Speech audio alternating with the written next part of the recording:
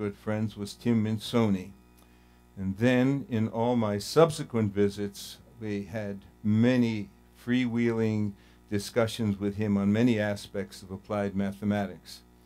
And here is one photo from my first visit showing us working away in deep concentration.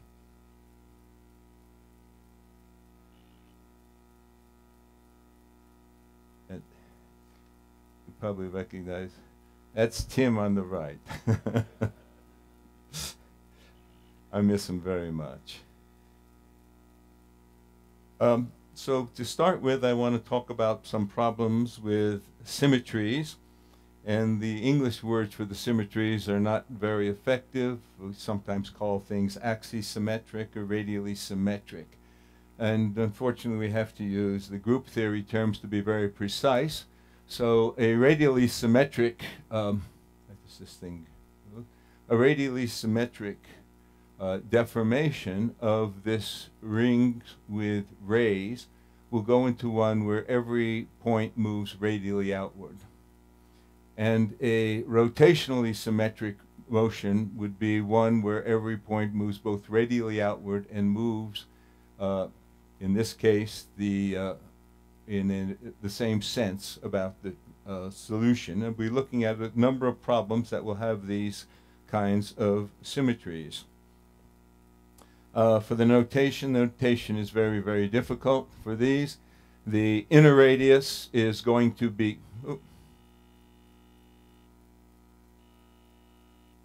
the inner radius is going to be A, the outer radius is going to be 1, and a typical radius is going to be S.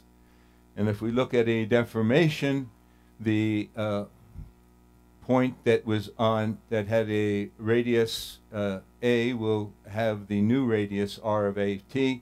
This will be R of, typical radius R of S of T, and the outer radius R of 1 of T. So first I want to talk about a few very simple problems that have been done by others. And first of all, I'll talk about dervish motions of a ring. So dervish motion is constant whirling with the arms often vertical. We'll ignore the arms for a while. And the simplest problem is that you model the configuration of a thin annulus by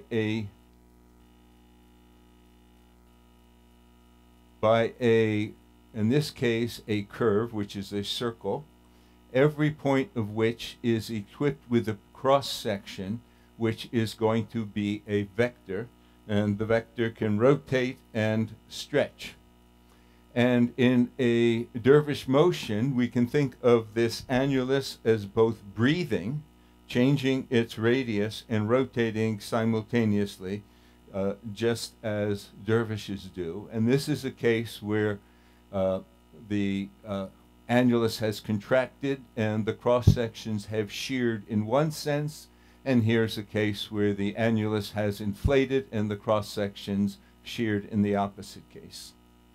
And so we can ask a question, is there a shearable, nonlinearly elastic or viscoelastic ring that has a simple unforced motion in which it rotates, but the cross-sections stay perpendicular to it?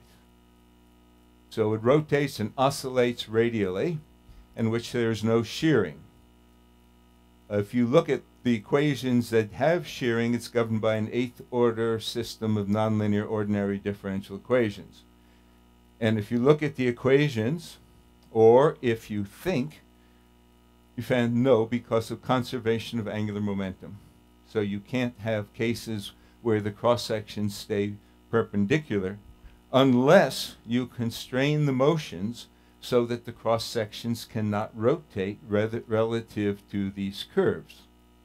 Now, you can make such a constraint by saying that the ring is unshearable. And if you have an unshearable ring, there is such a motion.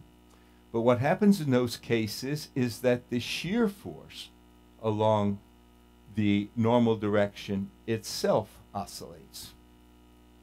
If you look at the general motions of these things, with these kind of breathing and rotating motions, you get a very pretty Hamiltonian structure of nonlinearly elastic rings, and that the Hamiltonian structure supports nice proofs of periodic solutions.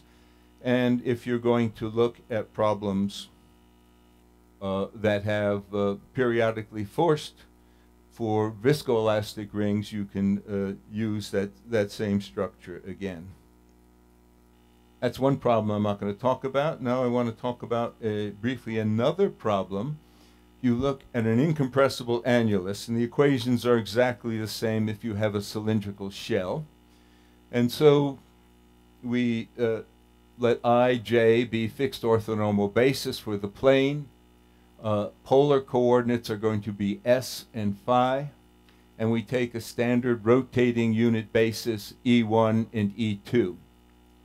And we just look for purely radial motions, so that the position at time t is going to be an unknown function r depending upon s and t and the unit radial vector.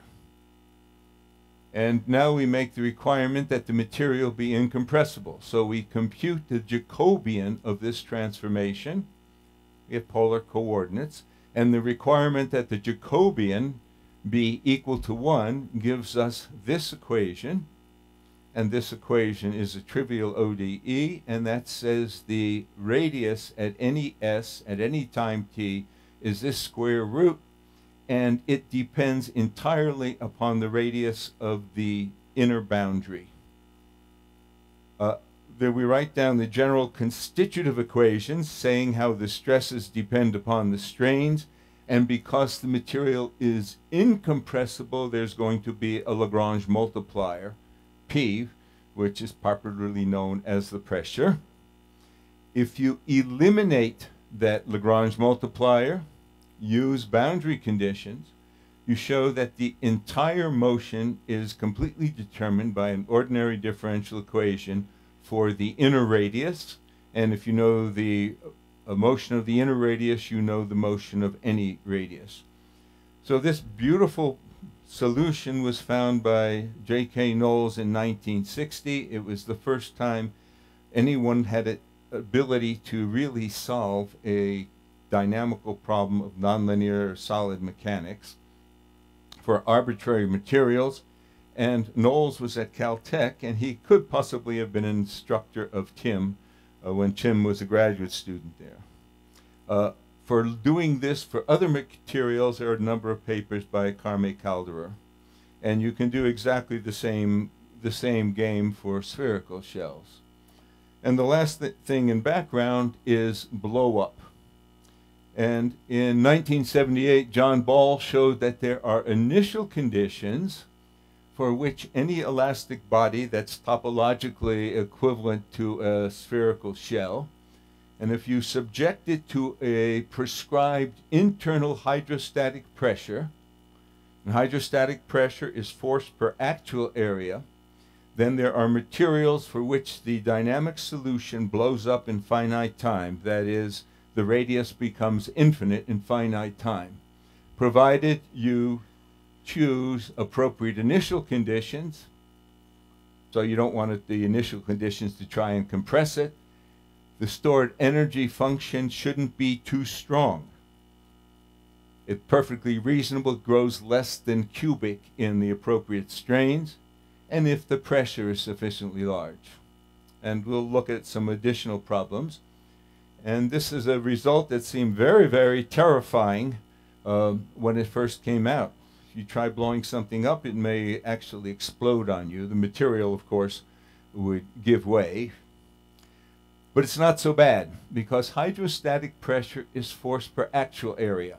It's not force per the original area, the reference area. So if you tried to raise the pressure inside a body, say by trying to pump more air inside a cavity, then the added air would tend to stretch the boundary.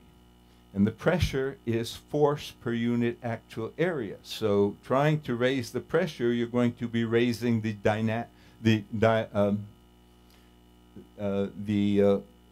denominator. And so for many materials, trying to raise the pressure trying to make the pressure a control is going to be very artificial. Under analogous conditions, and they are likewise artificial, cylindrical shells will blow up in infinite time. I want to be talking about some natural controls where we get some more funny things. So now I want to briefly talk about some non-elementary problems. These are going to be governed by partial differential equations. And first of all, we want to look at radially symmetric motions. And these are going to be governed by specializations of the exact three-dimensional equations. So they have certain simplifications. The obvious one is that there's simply going to be one spatial variable. If you have problems with more independent spatial variables, the systems become very difficult and for the most part have completely opened. And if you look at quasi-linear hyperbolic systems, which govern elastic motions, the theory for more than one space variable is very complicated and is completely open. They have a second complication, though whatever you do in one dimension has effects in the opposite direction. It's like squeezing a tube of toothpaste. You're squeezing in a sort of radial direction, but the toothpaste is going to come out in the longitudinal direction, and that's one of the problems that has to be accounted for. Then we're going to look at rotationally symmetric motions, and these are going to be governed by, again, the exact three-dimensional theory, and everything that counts is the constitutive equations, how the stress depends upon the strain, and those are wide open. Basically, all sorts of materials, rubber, steel, new materials that people make, biological materials have completely different behavior. And so we're trying to find out what are thresholds between different materials that give qualitatively different behaviors. So I'm going to say a few words on the formulation of the equation. You will not be tested on this stuff. We let P of Z be the position at time t of a material point, and this should be a z, zeta, in some reference configuration. Then the gradient of position with respect to the original position is f, and the symmetric deformation tensor based upon f is the transpose of f acting on f. This is a positive definite symmetric tensor. F has to have a positive determinant so that the deformation always preserve orientation and you never get a total squashing. And then the force per unit reference area is the Piola-Kirchhoff stress, and so for a viscoelastic material, this force intensity depends upon the deformation and depends upon the rate of deformation. And in order for the material to be real, and to have not to depend upon rigid motions, this function must have this very specific form. An elastic material doesn't depend upon F sub t or C sub t. And an elastic material has a strong stored energy if you can find t and write it as a derivative of a scalar energy with respect to that tensor. So the equation of motion is the mass density. This is the mass density in the reference configuration. It's fixed. It's given to us. It's not like a density in fluids. The acceleration term, a divergence of the stress, and any additional force that you want to throw in there. And the classification of this system as a partial differential equation depends entirely on the constitutive equation. Whether it's going to be elliptic, whether it's going to be parabolic, whether it's going to have any sort of memory. And if you're going to be studying elliptic problems, there is unfortunately a very natural condition, which is fairly hard to interpret, but that says the more you pull something in one direction, the more effect you're going to get. But they're going to be effects in transverse directions that have to be under control. And so the first condition is a strong ellipticity condition. It says that you take the derivative of this tensor, with respect to the second tensor, which is a 9 by 9 matrix, and you saturate it by matrices of rank 1. And this is a standard notation for a dyadic product, but I see no need for the funny little cross. Now, a monotonicity condition looks very much the same, except that instead of the tensors or matrices of rank 1, use arbitrary matrices. So this is a much stronger condition, and it would really make the mathematics look very nice. It says that a stored energy function, if you stick the stored energy function in here, so it will be the second derivative of W, that would be convex. I said that's great if you're a mathematician, but you have a convex function on the set where the Jacobian is positive. And if you look where a Jacobian is positive, it's a non-convex set. And for certain deformation, it may have a countable infinity of non-convex components. So you can't have a convex function blowing up on the boundary of a non-convex set. So that's one of the first difficulties with that. And that messed up a lot of mathematicians. It prevents material properties from being invariant under rigid motions, and it ensures that any sort of equilibrium problem has a unique solution, so you can't have any buckling. If you use a strong ellipticity condition, then you get quasi-linear hyperbolic systems. And this is a wide open subject. So now we'll specialize our attention to annuli and very specific motions where the annulus is subject to a purely radial motion, but when it stretches in a radial direction, it must also stretch in the azimuthal direction, in the circumferential direction. And we'll look only at rotationally symmetric motions. This was basically the issue that we discussed earlier. R of S of t is the radius at initial radius s at time t, and then the stretch in the stretch in the circumferential or in the azimuthal direction is just the radius divided by the original radius, and the radius in the stretch direction is the derivative with the radial position with respect to its original position.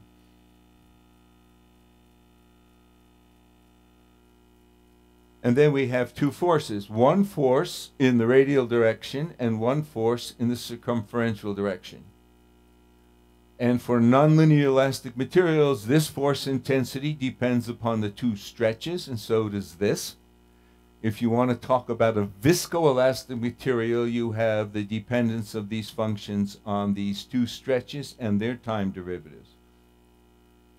And now we get something that's rather funny. The strong ellipticity condition says the more you stretch something in the azimuthal direction, the more force you require. You won't object to that. Same thing, what's happening in the radial direction.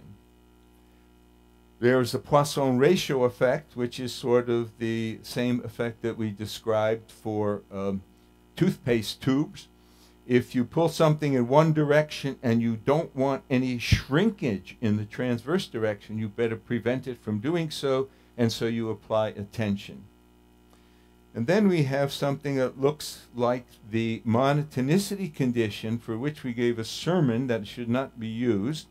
And this says that this matrix of the four partial derivatives with the tau and nu should be positive definite. And that is a consequence of the monotonicity condition without the quasi in front of it that we gave 4 objections to. And so it would be a nice condition, but we'd want to throw it out. Now, one of the objections was that the equation should be invariant under rigid motions. But if we're looking at this purely radial effect, there's no real rigid motions going on, so we don't have to worry about that. The domain of our constitutive functions, our deformations, is this convex set.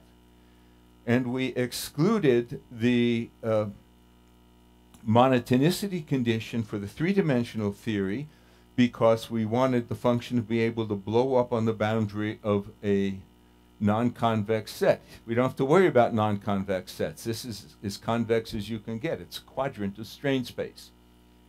And so this has no effects. So this means that this very simple assumption that we were talking about would seem to be disqualified.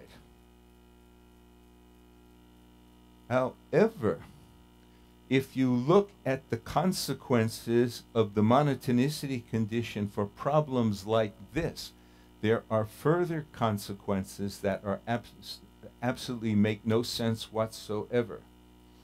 That means, for practical purposes, we can use this condition. It's not incompatible. This condition is not incompatible with the strong monotonicity condition that we gave a sermon against. So that simplifies some of our problems and makes some of the analysis a lot more attractive.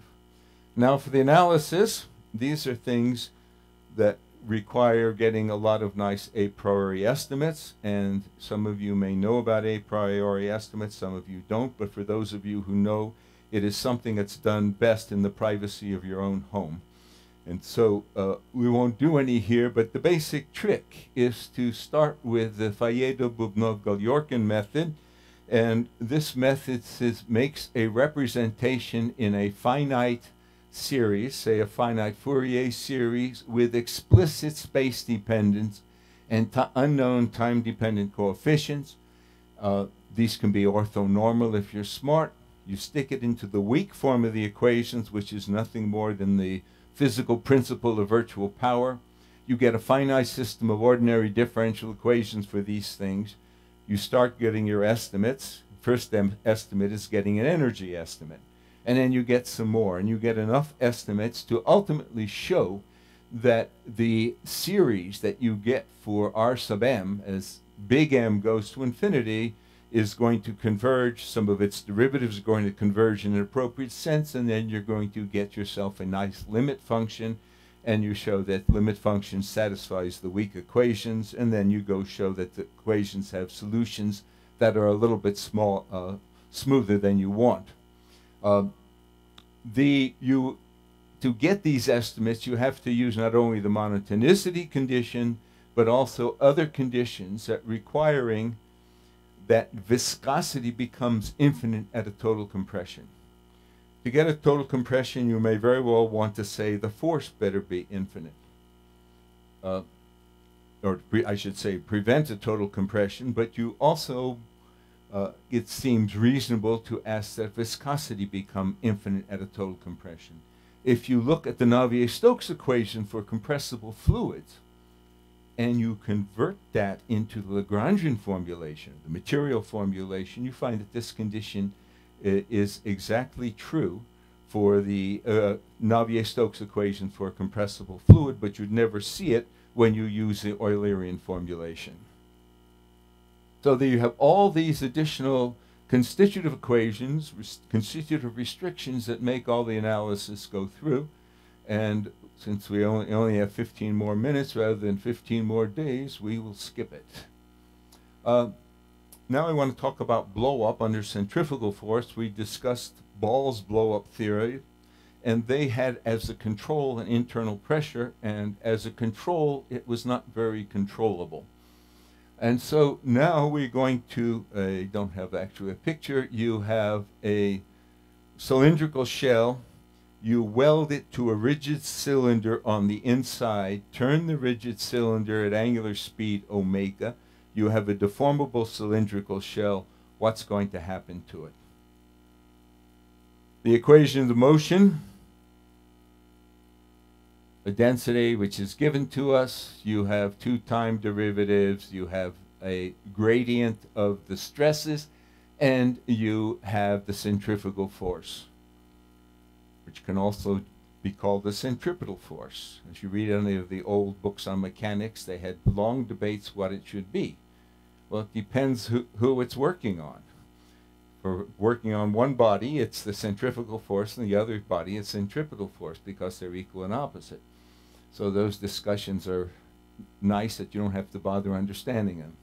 Again, we have the inner radius A, it's fixed. The outer radius is traction free, no force on it. This is the boundary condition, which is trivial. The rotation is taken because we're using a rotating coordinate system.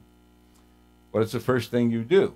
You get an energy estimate. So you multiply the equation of motion by r sub t, integrate everything by parts over space-time, use the boundary condition, and you get the energy equation. You have a kinetic energy, a stored energy, and we have the kinetic energy of rotation, and that is going to be a constant there. We have no dissipative mechanisms, but the same game can go through for dissipative mechanisms. The kinetic energy is 1/2 the mass times the velocity squared. The stored energy is just the integral of the pointwise stored energy.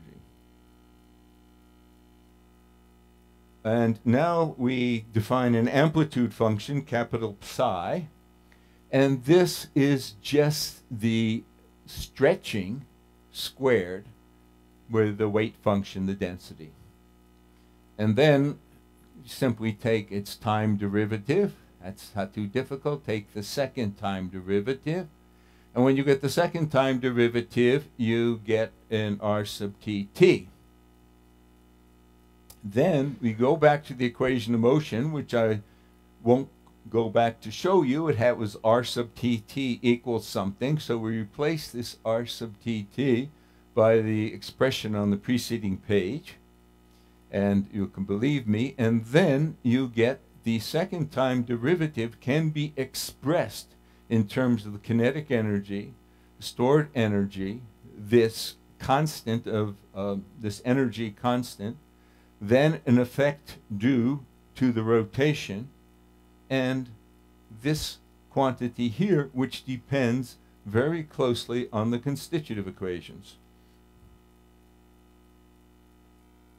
And now, because first of all, because I'm going fast, and secondly, because I would never remember that equation from one page to the other, here's the same equation. This stuff all makes sense. This stuff looks a little bit weird. It says something about the constitutive equations, and I'm going to assume that the material is weak.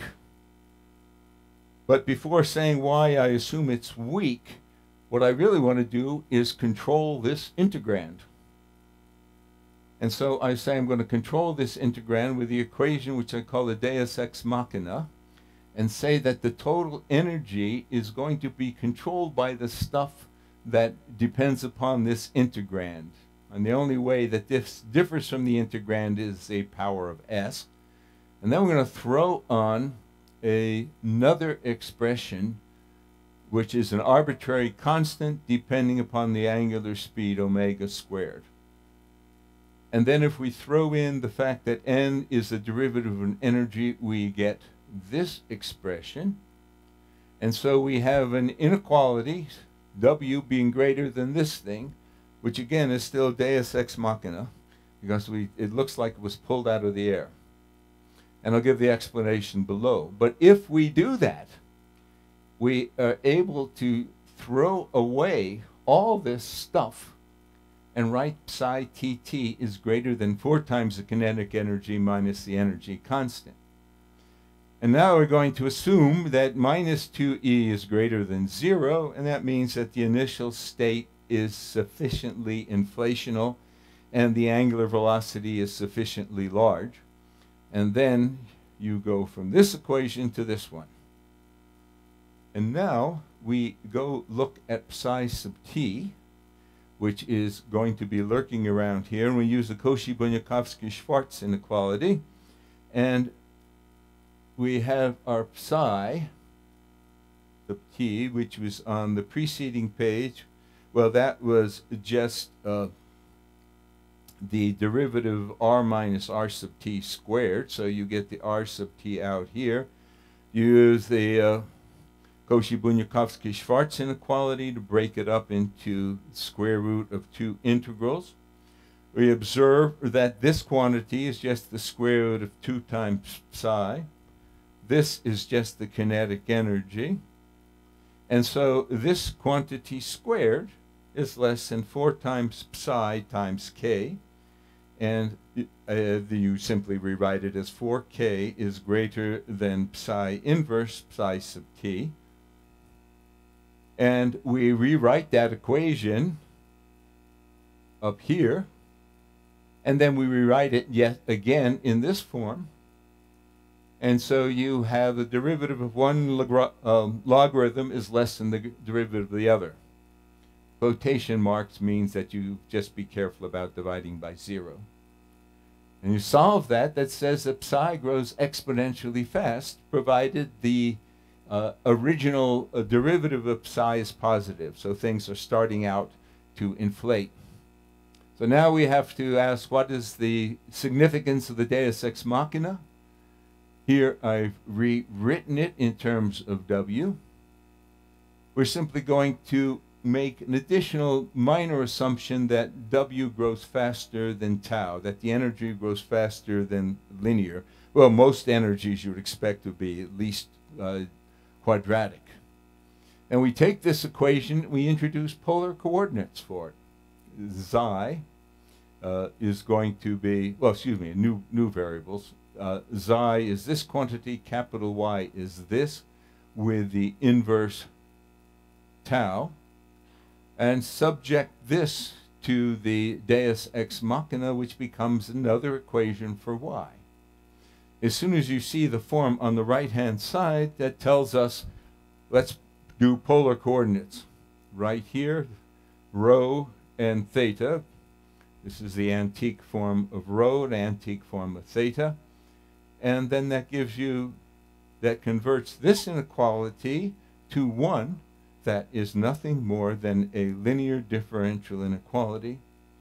We can solve that, telling us what W is, which is just Y, and it has to be less than a quadratic function.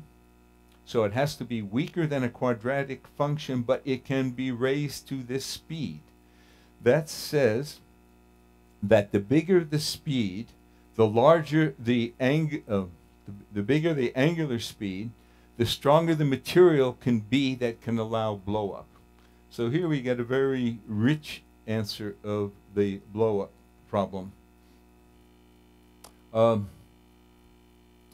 Briefly here, and since I see that time is moving, I want to look at Knoll's problem for rotationally symmetric bodies, and I'll zing through that rather fast. We found out that if you look at purely radial motion, then Knoll's problem reduced everything to ordinary differential equations. Now we have a much richer problem, incompressible medium, and can we still get an ordinary differential equation? We'd expect we'd expect the system to be governed by a quasi-linear hyperbolic or parabolic hyperbolic system. So I will zip through that, especially. Introduce polar coordinates. Introduce a rotationally symmetric motion. That's where every radial fiber can stretch in the radial direction and rotate but the same amount. And so this is what the deformation would look like. Psi says how much an angular rotation. You compute the deformation tensor, demand that it be characterized incompressibility, so it equals 1. We get an exact same sort of equation that the radial position depends solely upon the radial position of the inner radius. So R depends upon a single function of time. What about the rotation psi? Well, if we go to the equation for an incompressible elastic body, there is a Lagrange multiplier corresponding to the incompressibility condition, which we write in this form. Here's the equation again. Now, this is a certain vector in tensor space or matrix space. So any part of SA in that direction can be absorbed by this as long as we change lambda. We'll make a very, very special choice of SA. That will give us a very special choice of lambda. If we make this choice demanding that it be orthogonal in the tensor sense to C, then this lambda becomes P, the usual pressure, the usual force per unit actual area. You go look at this equation, it has no T derivatives.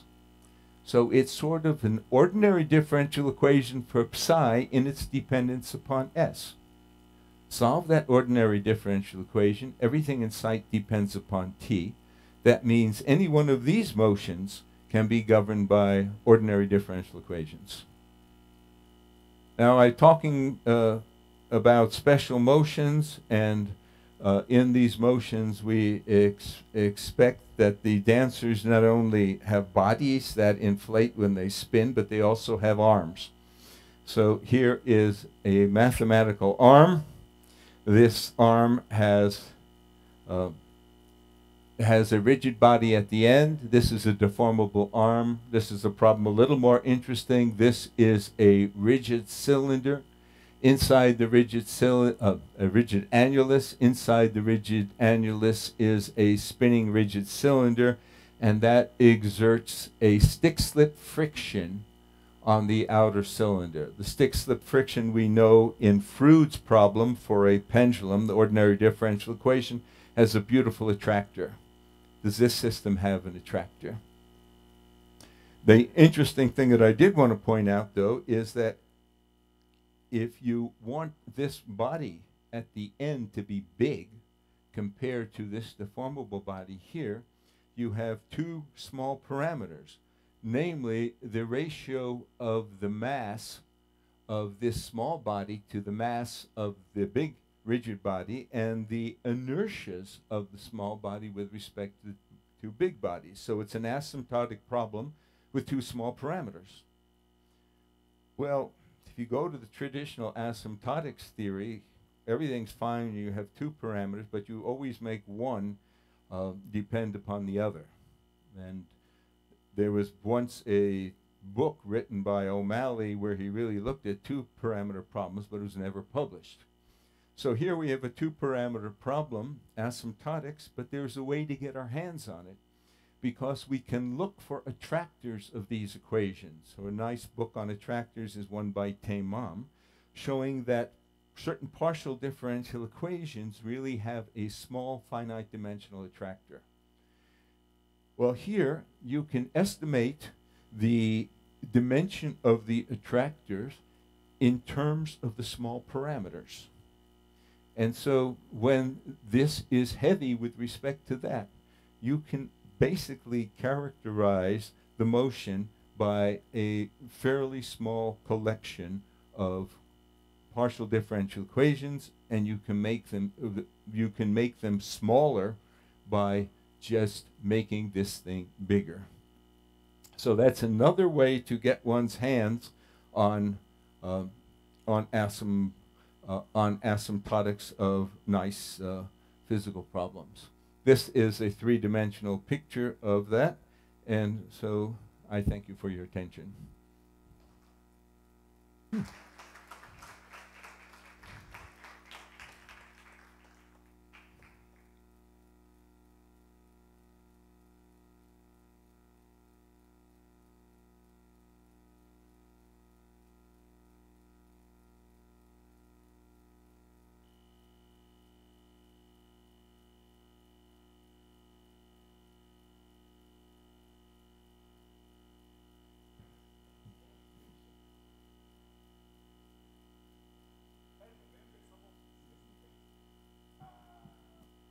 So some of the estimates of the number of dimensions of the attractors are really huge. Like That, 100.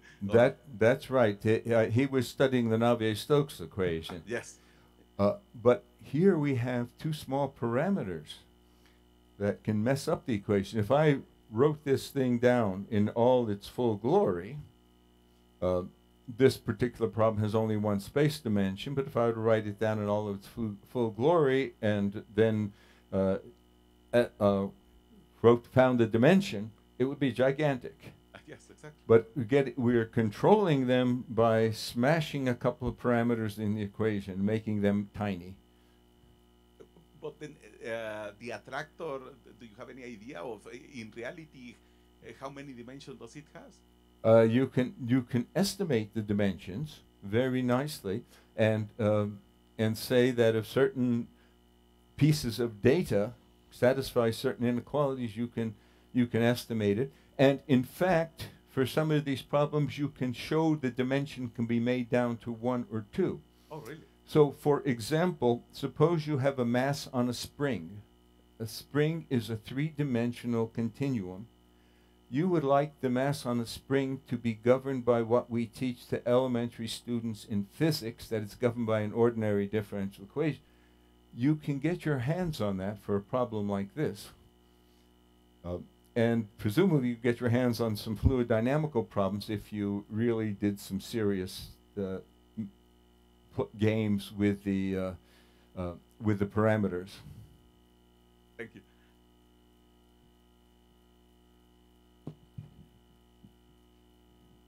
In these blow-up problems, is there also a blow-up in finite time, or this is an infinite time? These particular problems require infinite time, and it gives exponential blow-up. And the only case where you have that is in the inflation of a three-dimensional body under elasticity or some viscoelasticities when you have dissipative mechanisms. But again, there you have a very strange control, and if you analyze the control, it's funny. None of this happens for two-dimensional problems or any of the subsequent problems that I spoke about. In these problems, is it also that below a certain energy, for example, you assume something on the energy to get this started, but below some energy, can you say that solutions are always nice, or some dichotomy? I would say yes. That is that you can control the energy and do the regularity theory, and so there's sufficient conditions ensuring blow up, and for many of these you can control the energy. What you have to do in that case is get the refined a priori estimates to justify the global existence theory by using the Fayet-Bubnov-Galjorkin method. Okay, well, I'll stop.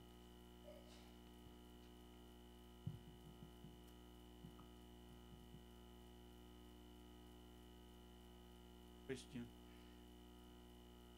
Of the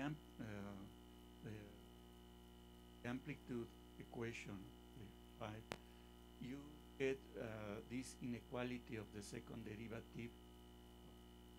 The amplitude equation looks like the same definition of the inertial moments of the rigid body, isn't it? Yes. Well, all of these problems for deformable bodies have inertias just that are much richer than what we know for rigid body mechanics. Of course, rigid body mechanics is just a special case of this. But there was over here, there was a special choice. So that's a reasonable way to think of it as a moment of inertia, which about that. And it's crucial that you have this minus sign, because otherwise all the algebra gets very messy. In celestial mechanics, when you use problems, there are similar inequality of the second derivative of the. Have you seen this problem of problems and this problem of the elastic? I have seen it, but I haven't thought about it until you raised the issue.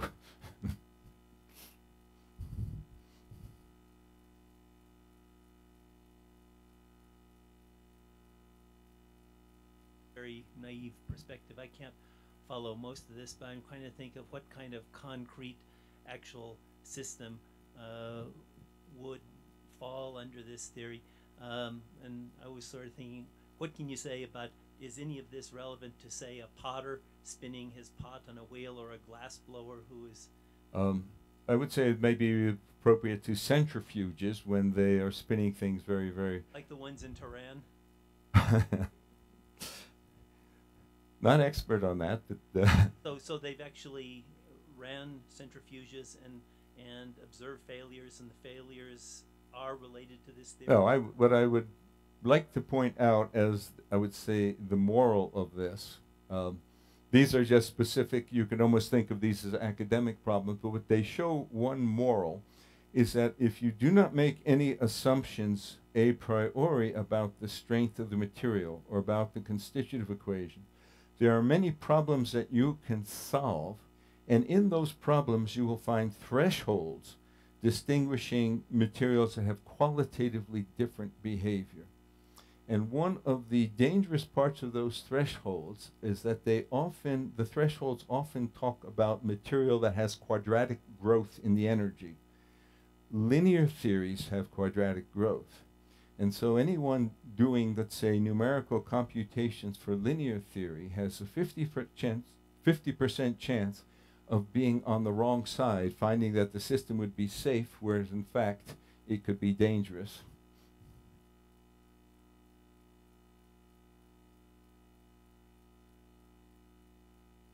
Question? Excuse me, maybe this is absurd, but in some of these extreme cases, like in the total compression you were talking about, depending on the dynamics of how you do this, you do not get shock waves. Can you study these kind of things in this generality? Okay, so yeah, I'm talking about total compression because I wanted constitutive equations that would prevent it. Oh, okay. Any one of these problems for elasticity could very well give rise to shocks.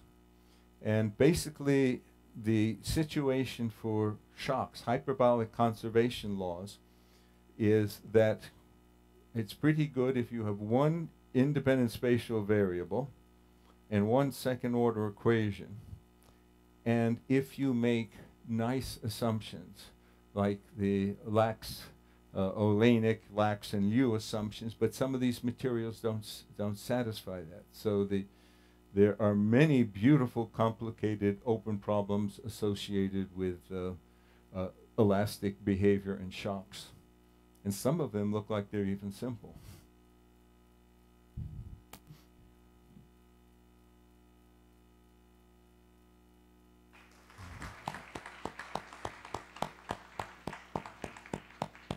Now there are coffee in the next room. Okay.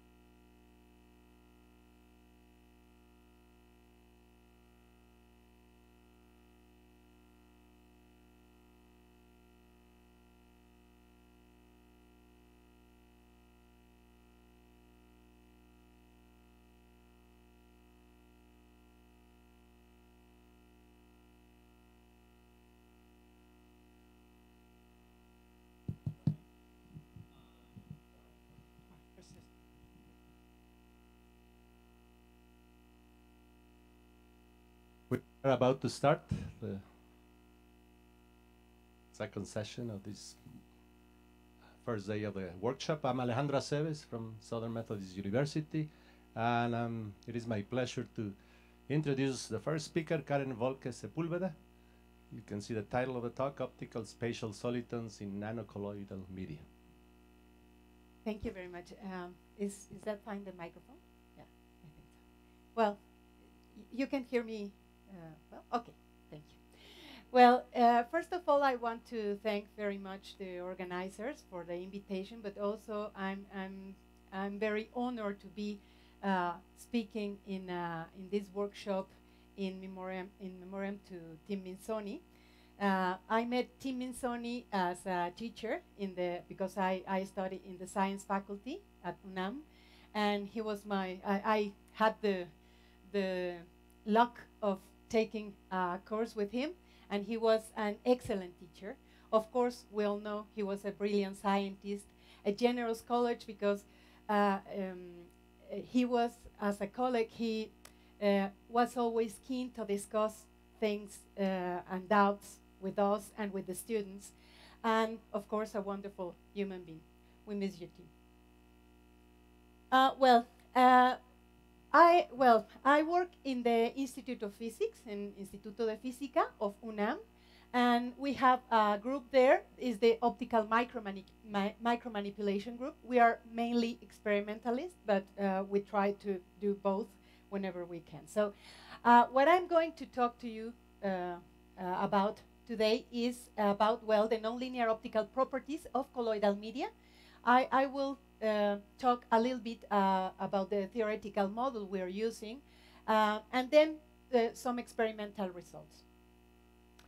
Okay, as a preliminary, let me tell you about the optical gradient force, which is exerted by light beams on microscale particles. In this case, both micron-sized particles and nanoscale particles. We are going to talk today about nanoscale particles.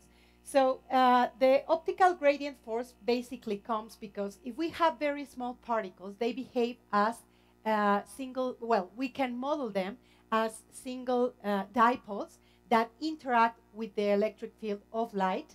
So the light itself induces the electric dipole, the electric dipole momentum, which interacts in turn with the electric field of light.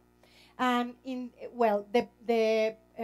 electric dipole is proportional to the electric field, and the proportionality constant is the polarizability. So we have here the ratio of the refractive index of the particle to the refractive index of the medium. So when the particle has a higher refractive index than the medium, this quantity is positive, and so the particles are attracted to the most intense part of the electric field of the light. So this is the principle of what we call optical tweezers, which is that if we have a particle here and we generate gradients, intensity gradients, the particles will tend to go to the most intense part of the beam. Of course, I don't need to tell you this, but just for remembering, the spatial solitons, optical spatial solitons arise when the diffraction, the natural diffraction of the light beam is compensed to some extent. Well, in strictly, it compensates exactly with the self-focusing effect produced by nonlinear properties of the medium. In this case, the nonlinear properties, I will discuss what's the origin of the nonlinear properties in the case of colloidal media. Okay, I talked to you about the optical tweezers where we can trap single particles, micron-sized particles, in the focal point of the beam. But what happens if we have a medium, a colloidal medium, with a lot of nanoparticles? Well, in that case, the nanoparticles behave collectively.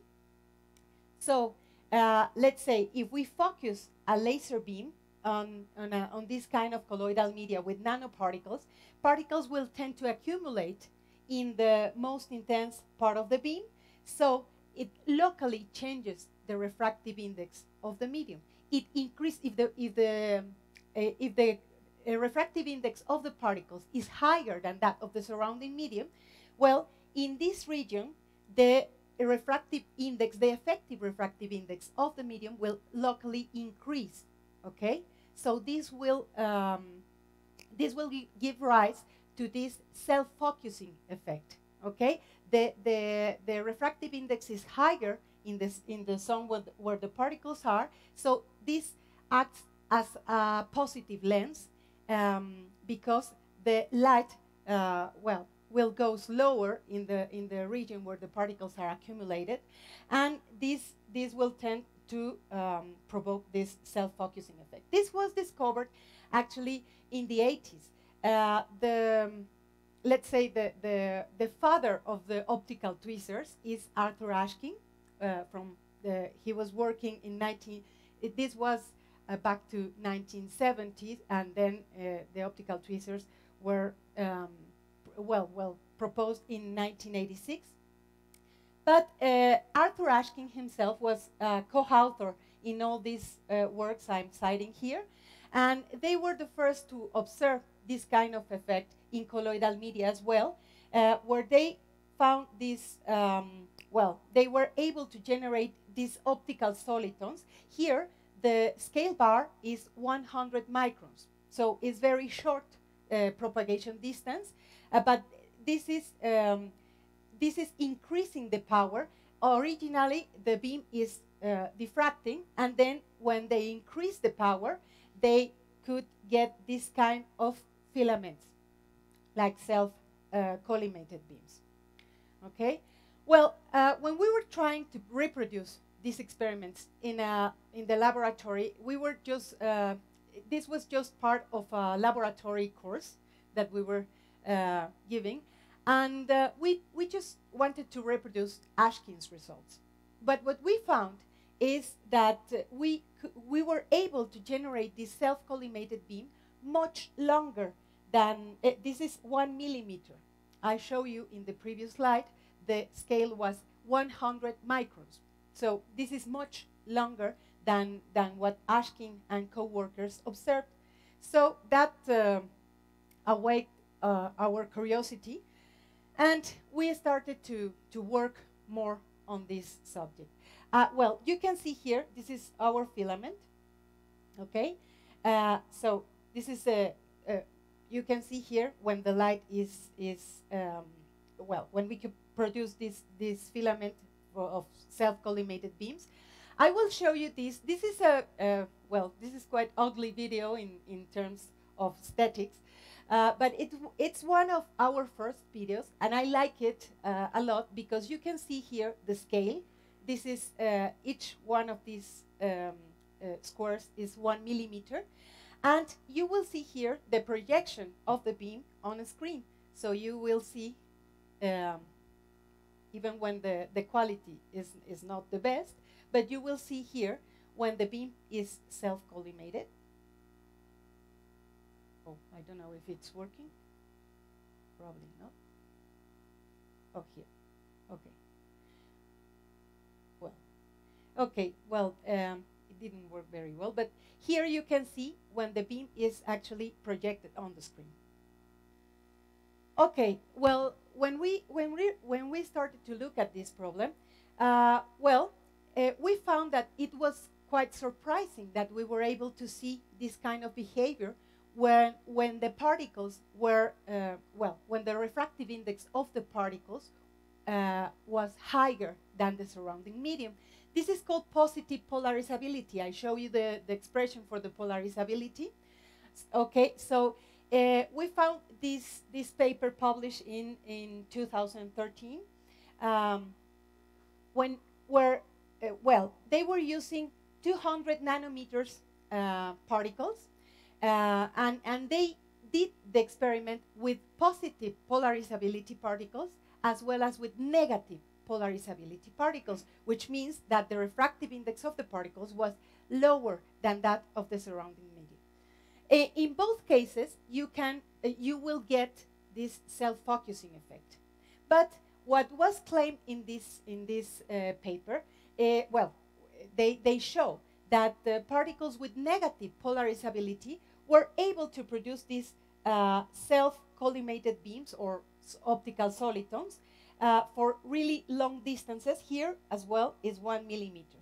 But what caught our attention was this. They claim that optical beams quickly become highly unstable and catastrophically collapse in positive polarizability suspensions. And we were working with positive polarizability suspensions. So we were producing this kind of beams. Well, so that was motivating to investigate this a little bit more. Okay, what are the theoretical models sorry.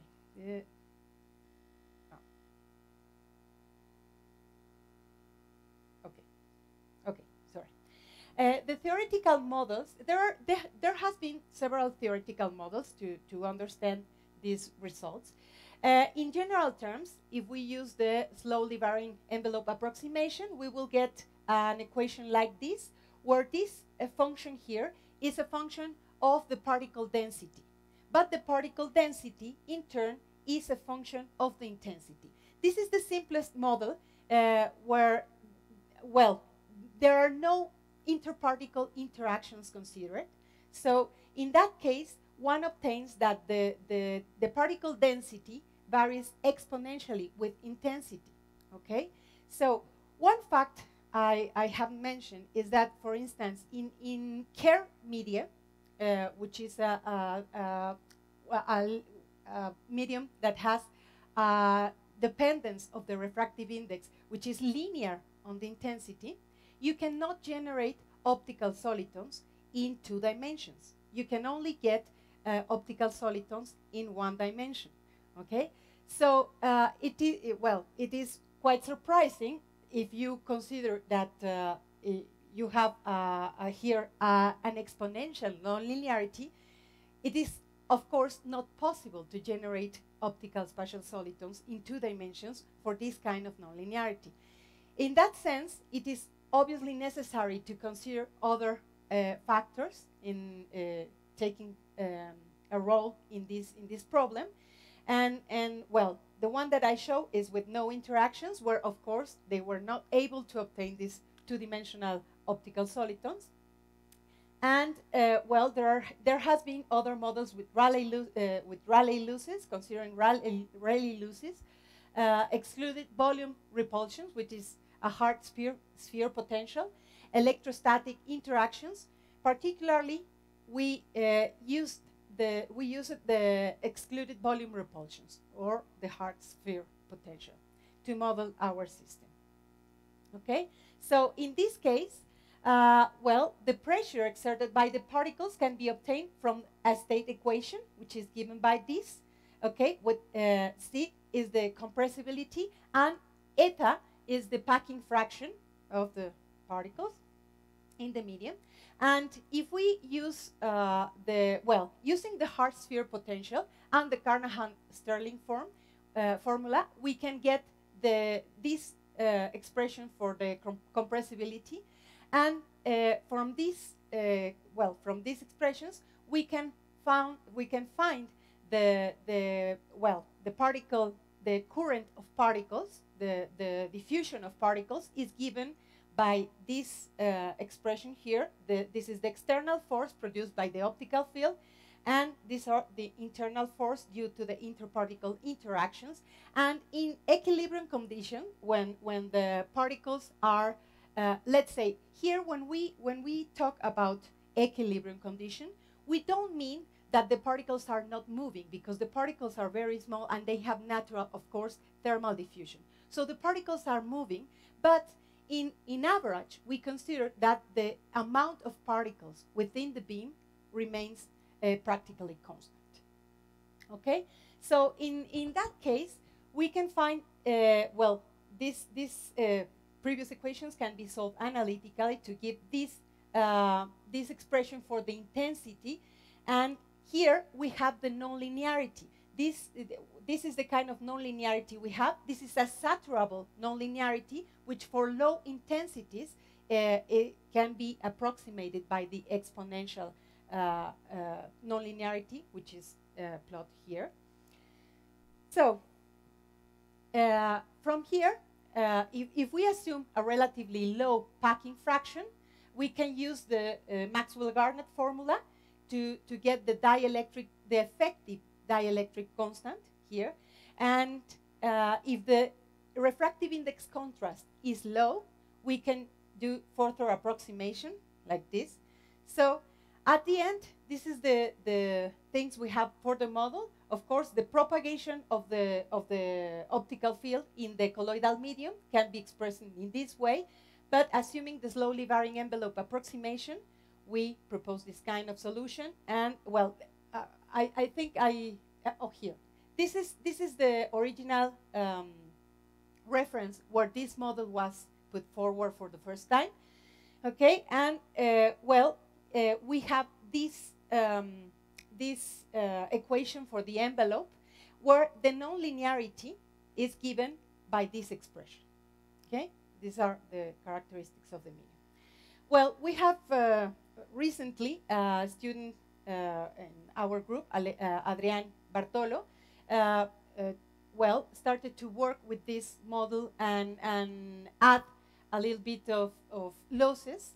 And he found, well, this is the fundamental solution. If we find the fundamental solution for this system, well, this is without losses. And if we add losses gradually, well, the beam can still be propagated for small amount of losses.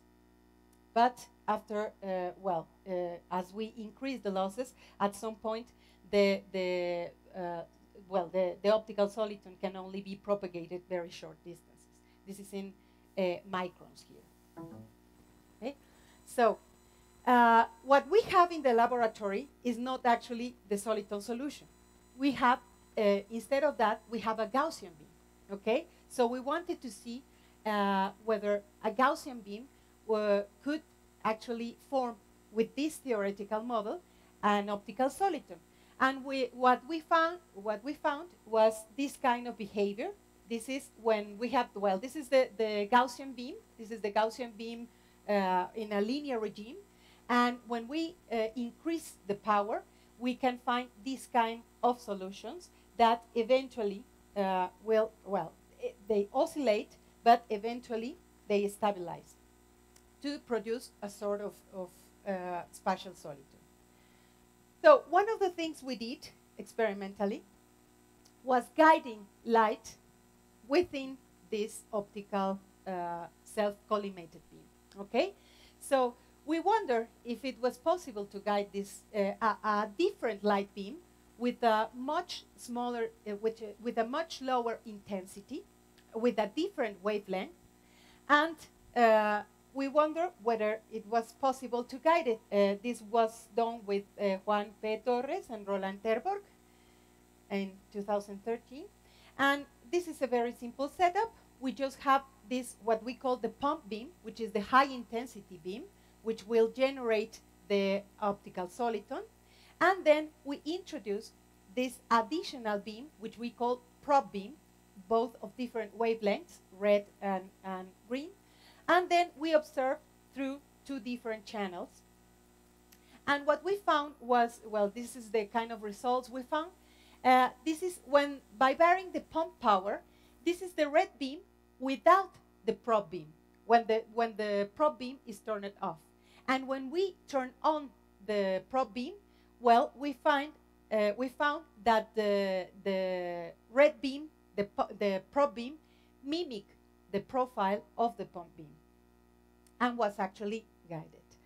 Also, what we did was to steer the pump beam. So we changed the direction of the green beam, and the red beam was, kept its original direction. But when we changed the direction of the green beam, the red beam followed the green beam. Okay, so in this way, we were showing that we were able to guide this probe beam through the pump beam, and at that time we were achieving very small angular range. So we had about 5 degrees of angular range for steering this beam, the probe beam and the pump beam. And nowadays, more recently, we were able to achieve very wide steering angles of about 24 degrees. I will show you a little bit later. So another thing that we wonder was, would it be possible to build a beam splitter by means of the interaction between two self-collimated beams impinging with a relative angle between them? Basically, we thought that probably if we had the interaction of two of these solitons, the probe beam would be able to split in two ways, or we could probably, that was our idea at that time, follow one beam or the other. But we didn't find that. We found a different thing, a different behavior. And this work was done in collaboration. I had this pleasure to collaborate with Tim Minzoni and Luke Skyveres, which at that time they did the theoretical modeling using this hard sphere potential model. So in that case, we had this kind of setup. We have a laser beam which was split into two with polarizing beam splitters. This means that these two beams here had orthogonal polarizations. Okay, so there was not going to be interference between them. So we call, for this reason, we call this kind of interaction incoherent interaction between solitons, because there was no interference effect. So, okay, these two beams came here, and then they join again, and then they were focused by means of a microscope objective and imping on the sample. And here we can move these two mirrors, so both beams can be, let's say, they will travel, when they join again, they will travel parallel to each other, but their axis could be displaced, shift, which produce an angle at the output of the microscope objective. And in this case, we were able to produce, that was what I meant when I said that in this kind of setup, we can achieve angular ranges of 20 or up to 24 degrees, which is quite large for this kind of systems. Okay, well, this is the mechanism I was talking to you about. And well, we have these were the control parameters. We were controlling the relative power between the two beams, okay? We were controlling the separation distance between them, which in turn control the angle, the incidence, the relative incidence angle between them, which were characterized individually for each beam, and then we put the two beams together. Okay, and what we found was that as it was an incoherent interaction, the two solitons merged into one soliton at the output, and we characterized the angle of the output beam, of the single output beam. So we found 3 regimes for interaction, depending on the angle, and we studied the interaction as a function of the relative power between the two beams. Okay, so we found what we call the regime 1 was for interaction angles smaller than 10 degrees. Then we have this second regime for interaction angles larger than 10 degrees, and there was a sort of transition regime between these two. So I will show you what we observed. Well, this is just the formation as I show you at the beginning, but here you can see the beam projected on the screen, and this is being steered. And what we are changing here is just the relative power between the two arms. It's just the relative power between the two arms. So we can see that the beam could be gradually steered, okay, by just changing this relative power. And this is the description. This is what we found. This is, for instance, well, this is the experimental, the emerging angle of the single soliton that we get. And this is the relative power, the power of one of the beams relative to the total power. And these plots correspond to different interaction angles. And we found this kind of behavior, that we could steer this gradually from one extreme to the other. And then this is what we call the transition regime. You can see here there is no soliton, and here the beam is self-focused again. And we start to change the power, but at some point, when the power is more or less equally divided between the two beams, we don't get a soliton or a self-collimated beam anymore. And when the power is pretty much equal, we can see this kind of behavior.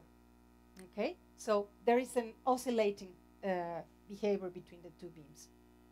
This is what we call the transition regime. And of course here we cannot associate an emerging angle to to the output here, because we don't have a single self-collimated beam. But here you can see these are experimental points again against the theoretical model, and we can see here that the change in the direction of the self-collimated beam is sharper than in the first case. And finally, sorry, this should be 2. The second interaction regime was for relative angles larger than 10 degrees, I mentioned. And in this case, if we have the incident beams, well, when they have the same relative, equal, the power equally distributed between them, well, we obtain two beams that are not self-focused, okay? But they are closer together than the angle that they would have if the other one wasn't there. So this is when we block one of the beams, the other one, travels in the original angle it has, and it's self-focused. We have a soliton in this case when we block one of the beams. So the power was enough, the power in each arm was enough to produce the self-collimation by themselves, but not when they are together. So they, even when we don't have self-focusing, when they are together, we still have a kind of interaction between them. So this is what where you can see we covered one of the beams. Here we have the two of them, and we're covering the other one, and we get the self-collimation, which was what I was showing. And this is the kind of behavior we found. So in this case, we call this regime switching in the sense that, of course, in this region, for the relative power in this region, we don't get any soliton.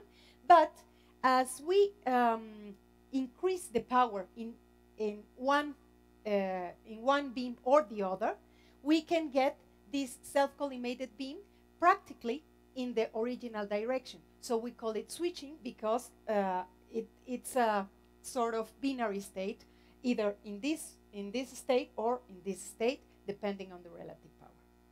And this was the characterization of the attraction between the beams. And this here we can see the emerging angle, how the emerging angle changes as the power. Well, here we have the power ratio between the two beams. The power in beam 2 over the power in beam 1. And here, this is the width. So when the power in the second beam is increasing, is getting the same as the power in beam 1, we can see that the width is increasing and the relative angle between them is decreasing. So, what are the perspectives of the nonlinear properties of colloidal media? there are very interesting perspectives because, well, nowadays there are new nanosynthesis capabilities. So this has pushed the development of new materials, in nanostructured materials, in which, for instance, in this reference here, we can see they were able to synthesize different kinds of particles, of nanoparticles, here with different shapes, with different materials, and this can tune the nonlinear properties. So this is a very interesting area nowadays. We can see, for instance, what happens with these different kinds of particles, and moreover, recently, recently it was demonstrated that colloidal samples of biological living particles exhibit nonlinear optical properties as well, and can produce this kind of beams. This was published very recently, last year, and here we can see, this is what, for instance, the pump beam, the equivalent to our pump beam, a green laser. Well, they were using 3 watts of power, and here we can see a scale, 5 millimeters, and they have this kind of cyanobacteria cells. And what they found, well, these particles, these cells can be studied by means of this probe beam of a different wavelength. And what they found, is that the cyanobacteria remain viable after light exposure to this high intensity. So this could be very relevant for research, for multidisciplinary research. Well, thank you. With that, I end up, and thank you very much. The acknowledgements. Thank you very much.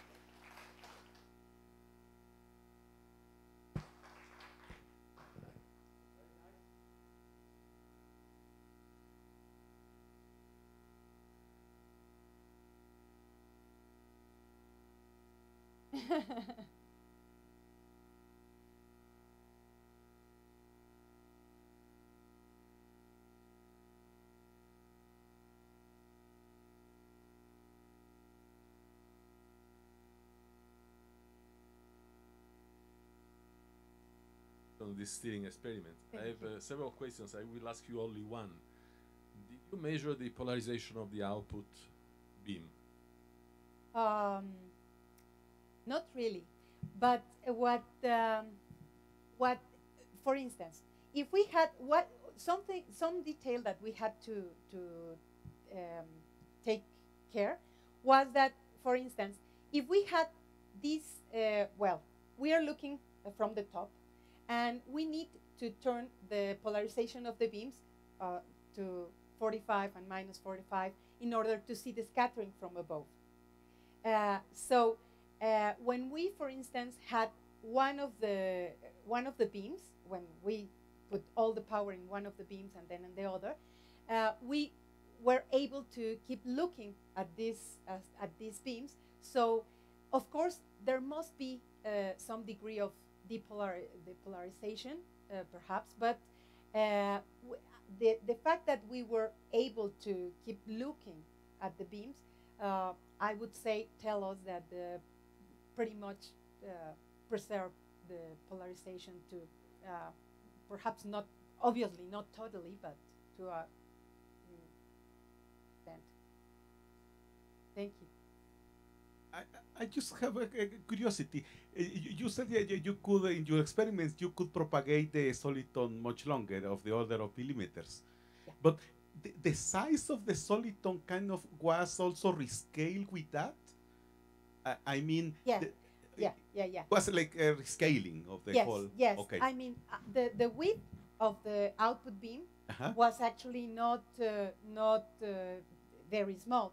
It was much smaller because we compared with the linear regime, and of course it was a reduction depending on the power. It was a reduction of up to 15 times, for instance, with respect to the linear regime.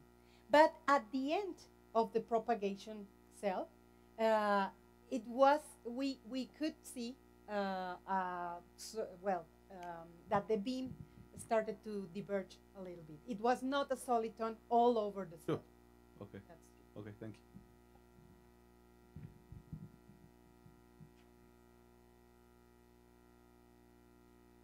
In these experiments, is there some modeling of the time variation? It's these processes of diffusion, are they too fast, or can you think also of how fast they happen and model the, not just the equilibrium, Okay. but the diffusive process?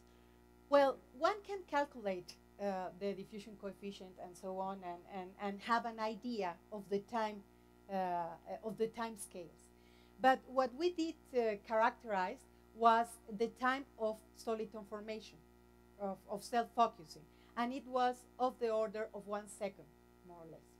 So, well, that was, for instance, what we did was to block the beam, and we were taking a video, and we unblocked the beam, and we were able to see how fast it was forming, and it was, well, we found it of the order of one second, But this which is is- quite fast, actually, because compared, for instance, with the photorefractive materials, 1 second is quite fast. So let's say there are other nonlinear materials which are wonderful, like pneumatic liquid crystals, for instance, or for photorefractives, in which the solitons can be produced with much lower intensities of the order of milliwatts in comparison with the watts we're using, but are much lower in terms of the response. So I do think that there is interesting to keep looking at nanostructure materials. Of course, our nanomaterials are not yet very good in that sense that we need a very high power, but it's very, well, the scattering is very high. But well, I guess in the future, in the near future, with the synthesis of new materials, perhaps the intensity level required can be lowered. But my question is more about whether you think there's a need, or it's experimentally interesting to model the diffusion, because you start to measuring. Maybe it's fast. I mean, that's another Okay. issue. But you may want to do it, and maybe you can think of two species of particles that have some interaction Yes. among them. And Yes. so maybe it's interesting to model the diffusive process, not just the static. Yes, I do think it's interesting.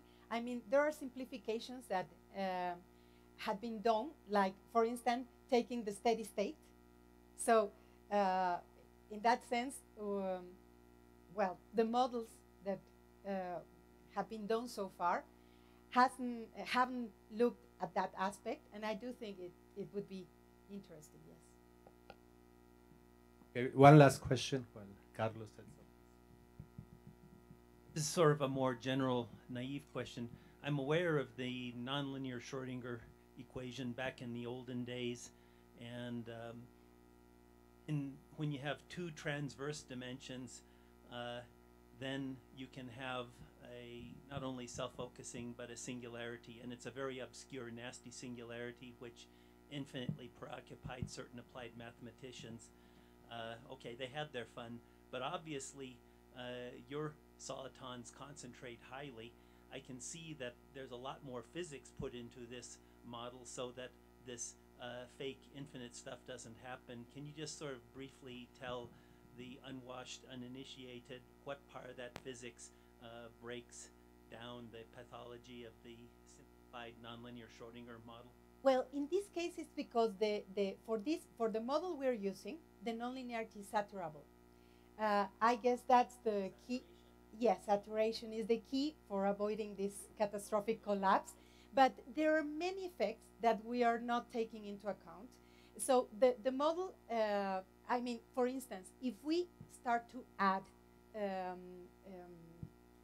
losses to this model, if we take a Gaussian initial condition, which is what we have in the experiment, actually, we really don't get the self-collimated beam. So to be honest, the model, well, it works well, but there are some effects that we are not taking into account and that are very important in the experiment. So it would be nice to keep adding a little bit of physics to the model and try to see whether we actually can reproduce the experimental results better.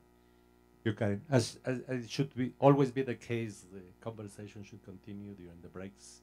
But in reference to the next speakers, let's thank Karen again. Thank and you let's very move much. on to the next talk.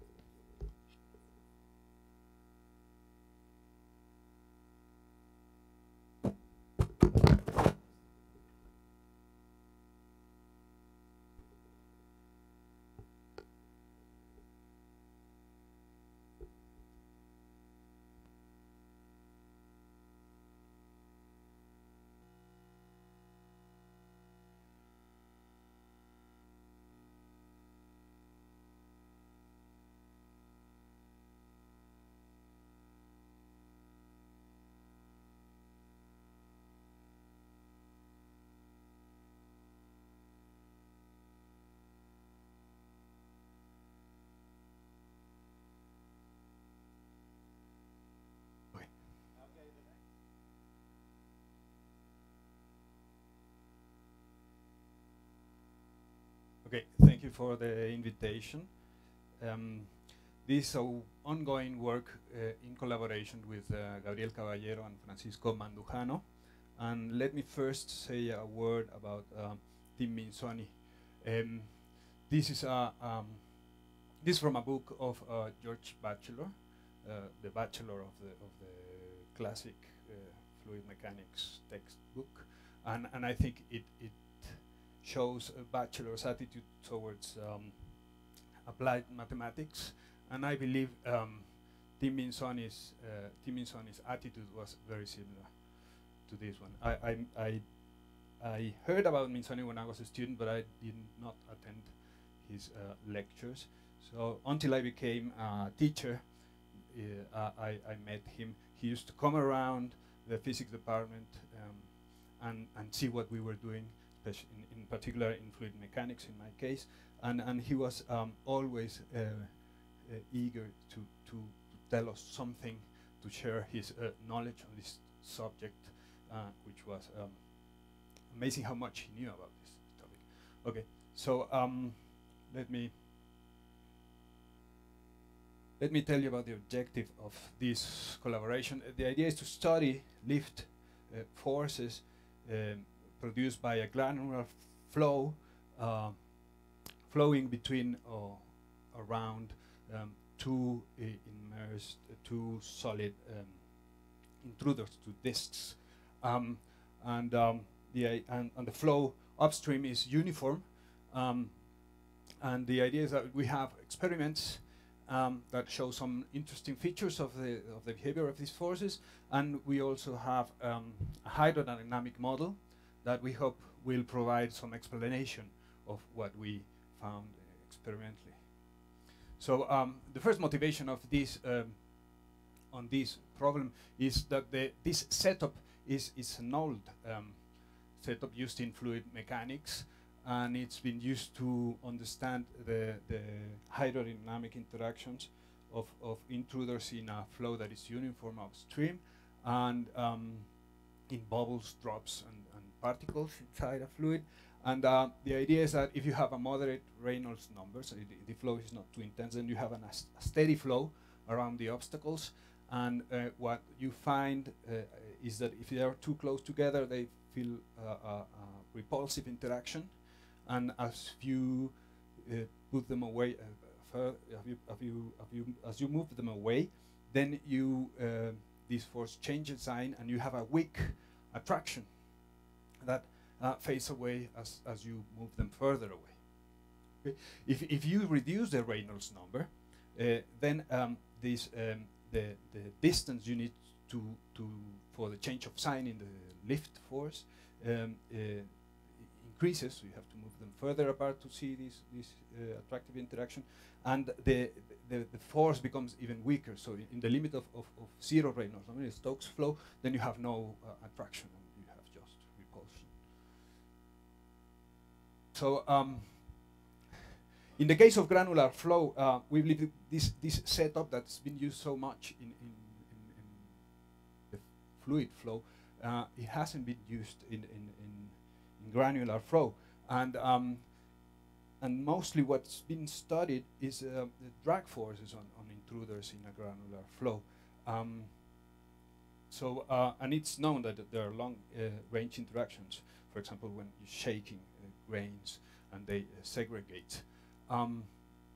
So this led Gabriel Caballero and co-workers to study the interactions when you make heavy intruders impact a very lightweight granular material, and this was inspired on an experiment by Carlos Ruiz when he dropped different groups of intruders in a styrofoam granular material. So they did some experiments, numerical experiments, to try to see what was going on and what the interactions were, and it turned out to be a very complicated system and very complicated phenomenon because it was time dependent on the height, on the relative speeds, and so on. So they found it was hard to understand the interaction between intruders, but they found that if that you have repulsion, where there's sort of jamming in between the intruders, and you have attraction when there is a sort of Bernoulli effect. Yes. These are stress chains on the material. These are numerical solutions. So the forces on the contacts on the grains. Okay, so you see these lines normally touch. When they stop, they touch the boundaries. So that means that the intruders are leaning on grains that are leaning on other grains, and they end up leaning on the wall. This arching, it's called. So it's all the weight of the intruder is being spread around the system, and it ends up in the. So they're watching how the weight is being transferred. Tell me. Yeah, it's gravity driving the. Sorry?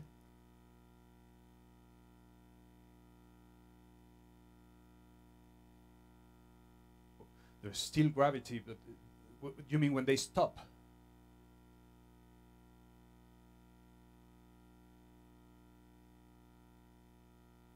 Yeah, here.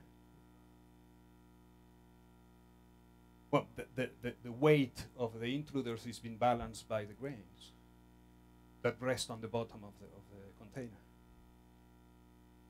Okay. So they found this was too complicated. So Gabriel tried different thing. So with the same numerical scheme, which is a 2D discrete element method. In the previous case, it was the styrofoam is supposed to be so light that you have to include drag, the air drag in the simulations. So he did some other simulation where they kept the intruders fixed, and he controlled the flow upstream by making this periodic and including some things to stop and regulate the flux of grains, and so control the flow upstream, the U infinity that I showed at the beginning.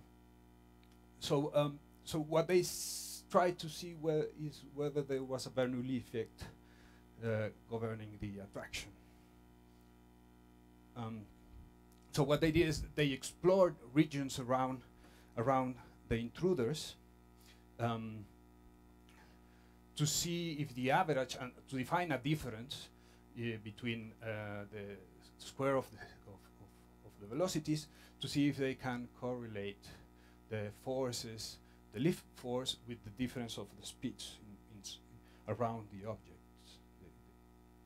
So what they found is, contrary to what Bernoulli would have suggested, is that the best correlation was when they didn't explore the equator, both sides of the intruder or the equator, but upstream, a little bit upstream. And they actually found that there was a strong correlation with of the lift force with this difference defined in these inner and outer regions, but divided by the power 3 halves of the upstream velocity. So it's a pretty good correlation. When FL is positive, they have a repulsion, and when it's negative, that means there's an attraction. So it is not a Bernoulli effect. So we're now working with a real experiment. So we have 2 sheets of acrylic, 1 inch thick, to avoid deformations. This is a side view, and there are the intruders that have some porous transducers to measure things, and this is the diameter. So we're exploring different separations, and we are using tapioca seeds as the granular material. Tapioca seeds these are fairly monodisperse. They're fairly spherical, and above all, they are gluten-free. Okay, so, this is a video of what's going on. So they get somehow stuck in here, then they flow. This is a repulsion. This produces some repulsions. Okay, so so these are the results. So so we do find some. So this is the lift force as function of the flow upstream for different values of the separation. But we actually see that if the flow is more, the upstream flow is more intense, then we pass from attraction to repulsion as they get stuck on trying to, or they jam trying to cross the space between the intruders. Okay, and this is the I'm going a bit fast. So this is the other way of showing the data. So this is the lift force as function of the separation of intruders for different upstream velocities. So you see the repulsion, the attraction that fades away. So this resembles some hydrodynamic solutions in the case of the intruders. Okay, so we have this this observation, and this is what we see. This is, for example, the case of 3 radius of separation between the intruders. Here you have the speed, you have the variance of the velocity. This is the so-called granular temperature. Okay, so this is a case of where U infinity is 5 centimeters per second, and this corresponds to an attractive interaction. And as you see, the velocity has a maximum between the intruders, and the temperature, the granular temperature, shows a lot of agitation around these intruders. And when we speed up the process, then there is a repulsion, and so this maximum is dragged down below the intruders, and then you have jamming or something like that around here, and then you have this repulsion interaction, and the temperature has this shape. Okay, so so these partial conclusions are that we have a simple system with rich physics in it, and it is believed that repulsion is caused by jamming, and attraction doesn't seem to be a Bernoulli effect. So we looked for a hydrodynamic model that might help us understand what's going on. So this is the model. So this model is based on some kinetic theory for inelastic particles by Jenkins and Savage. So so they considered binary collisions. So particles can deform a little bit, and so developed some continuous model for the flow of granular material, and this from this work they have there's been a lot of development.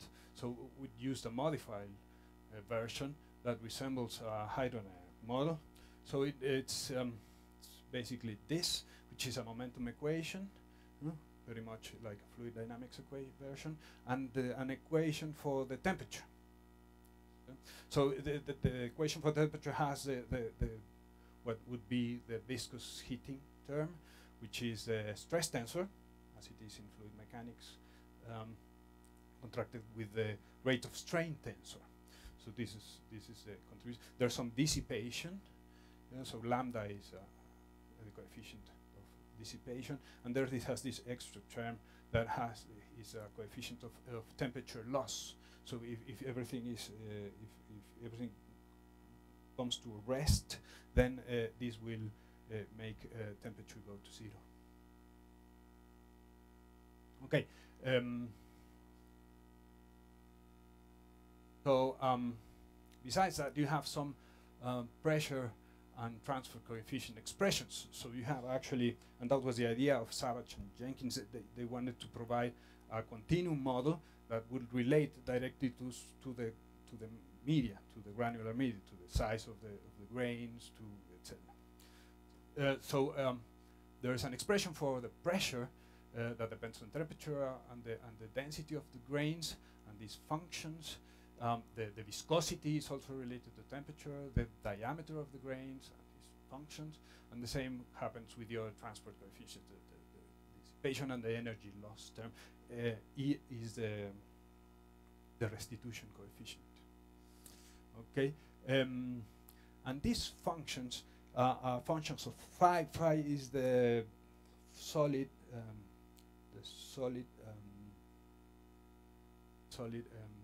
it's called volume fraction, the solid volume fraction, and these functions grow very fast as the solid volume fraction reaches the close packing limit. So it's really condense the material. So and these are actually for these functions the Carnahan-Starling formula that we saw in the previous talk is normally used. Goes really fast. So we have this is the model, and you need to know what's going on with phi in order to solve the problem. So we followed what these guys did, and it's actually this. If you see the work of Savage, these functions are very similar. So if you assume that you assume that they are basically the same, then you can substitute pressure on the expressions of the transport coefficients. So transport coefficients are given in terms of pressure and temperature, and some numerical values, lambda 0, eta 0, and epsilon 0. Okay, so then you can solve the thing. You can solve the model, at least numerically. Okay, there's one problem. When you're trying to solve the momentum equation, then pressure can have any value at rest. So and it's not really specified at the beginning. So pressure doesn't behave really like this, because at rest this should go to 0. So we have to include some sort of characteristic-based pressure to work with this. So we used a classic result of low Reynolds number flow past a cylinder. So we had this. So in this way we had a base pressure that can adjust to any initial condition on the flow on top, any Reynolds number. Okay. So we solved, following these guys, we solved the temperature equation with finite differences and the momentum equation with the lattice-Boltzmann model. Okay. The lattice-Boltzmann model solves indirectly the momentum equation of an incompressible flow through an approximation of the Boltzmann equation, the discretized version of the BGK approximation. So the moments of the distribution are related to the velocity and pressure, and the results are approximate solution of the Navier-Stokes. And we used a procedure that uses the momentum exchange provided by the boundary conditions on the intruders to compute the force. Okay, and the good thing about this is it's very efficient when you are doing when you compute everything in parallel. This is 2D. This is 2D. Sorry? Ah, nice questions. Yeah, we will see. Okay. So the experiment is very narrow. So we're starting with the 2D thing. Yeah, but it can at least the numerics can be used in 3D with not huge difficulty. You just need more computing power. Okay. So this is how we start the computations. So we start from the Newtonian flow. So from the steady Newtonian flow. So this is the temperature field initially 0. We have 0 flux conditions on the temperature, on the boundaries, and on the intruders. We have the usual non-slip conditions on the intruders. Here is very low velocity, and we have we impose the flow here, Reynolds number here, and we have 0 shear rate of 0 strain rate on the rest of the boundaries. Okay, so we let that go till it reaches some stationary solution. Okay, so we see the evolution of the temperature and the evolution of the velocity. And if you remember what I showed you from the experiments previously, then this case, the case I just showed you, turned out to produce an attractive interaction. So if we compare with an attractive case and the real experiment, then we see that at least qualitatively the model does well. So we have temperature heating up, or whatever this temperature means, and the velocity field is pretty similar to this case. And if we do the same experiment with a stronger upstream flow, then we do get repulsion, but we don't get nothing similar to what we saw in the actual experiments. So apparently the jamming thing is not well reproduced by the model. Okay, so what we get, the pictures we would get in the case of a stronger flow with repulsive interaction are pretty similar to this one. They're just dragged down a bit by the flow, but they are not so radically different as in the case of the real experiment. If we look for the correlation of the lift and this separation using the same idea they did, so exploring these two regions above the intruders, then we see something that might suggest some correlation between the force and these things.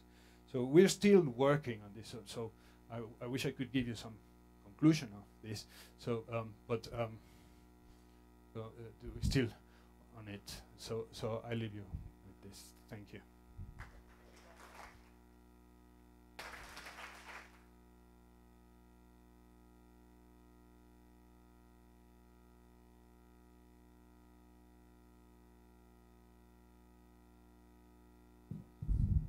Of the force.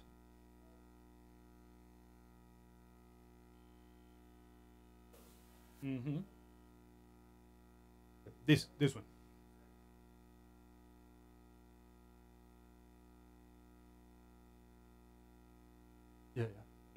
Yeah, that's encouraging.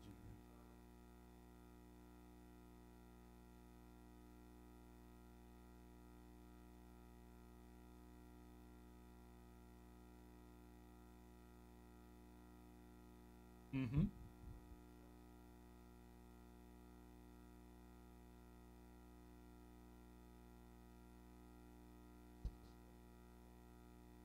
Okay. Yeah.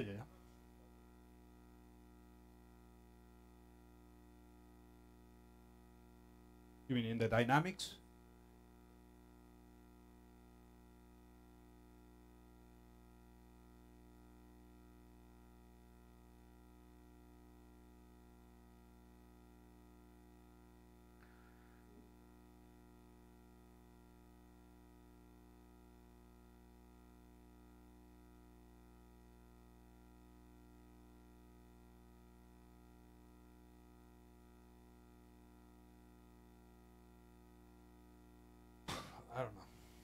I don't know. I don't know. I mean, we haven't looked close to this region. You mean this region, not the minimum?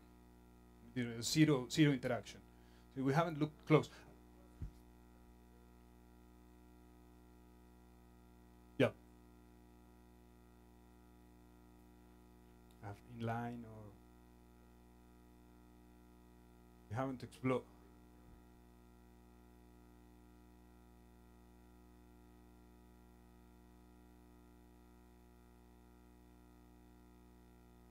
Yeah, I understand. We're trying first to understand or to justify through the model the force, especially this power to the 3 halves. But because we have now with this model we have an expression that relates the strain rate with temperature directly, if it works, of course. So if we can justify, like for example, like doing dimensional analysis or something, these relation, then I guess then we will try to let them go, for example. That's something that numerical can be done, or include more interactions. So it's a very good suggestion. Thank you. I have first a comment on, you said that the simulations break down for the when they get stagnant. I mean the last part of your talk, yeah. The last part? Yeah, that repulsion is not well. Yeah, so it looks like this, but it doesn't look like that. And could it be in the Boltzmann model you treat the particles as points? You mean in the numerics? In your numerics? No. It's a continuum. So we're solving the continuum model. Because you mentioned solving this, as if it were a fluid. Right. But the simulations. The other ones, the previous. You got back the ones that Gabriel did. At some point you said that you use the Boltzmann lattice model. No, that was to solve. Sorry, to solve, sorry about the confusion. That was to solve the continuous model equation. Right. So it may break down because I can imagine that model may be very singular when there is a lot of stagnation. I mean, I'm sorry if I said it wrong. It doesn't break down. I mean, it just doesn't reproduce. Well, I mean, what it's not a good. I mean to say perhaps it's very singular. I mean, you have this. It may be very singular. You have, the lattice model, the behavior, because you have stagnation. So you have a lot of particles with small velocity. There may be that the model, the lattice numerical approximation may not be. That is not a difficulty for them. No. I can solve stagnant flow. Stagnation points, so and the intruders are not moving, so they don't really get close to. They are fixed, so they don't move close to each other. If they were to move close to each other, I mean, they're free and they move close. We would have a problem with the numerics definitely as they approach. We would have to do something in that case. I don't know if I answered your question. No, yeah. Any other questions? Let's thank Carlos again. Thank you.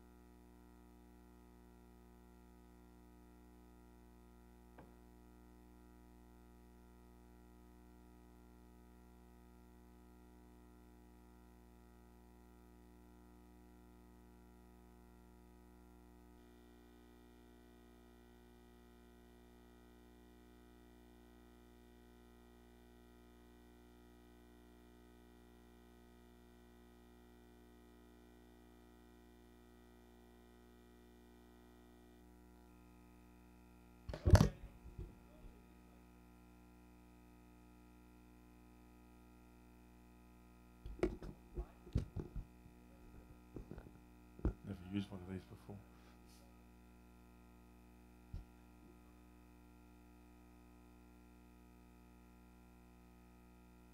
Yeah. So what time should I finish?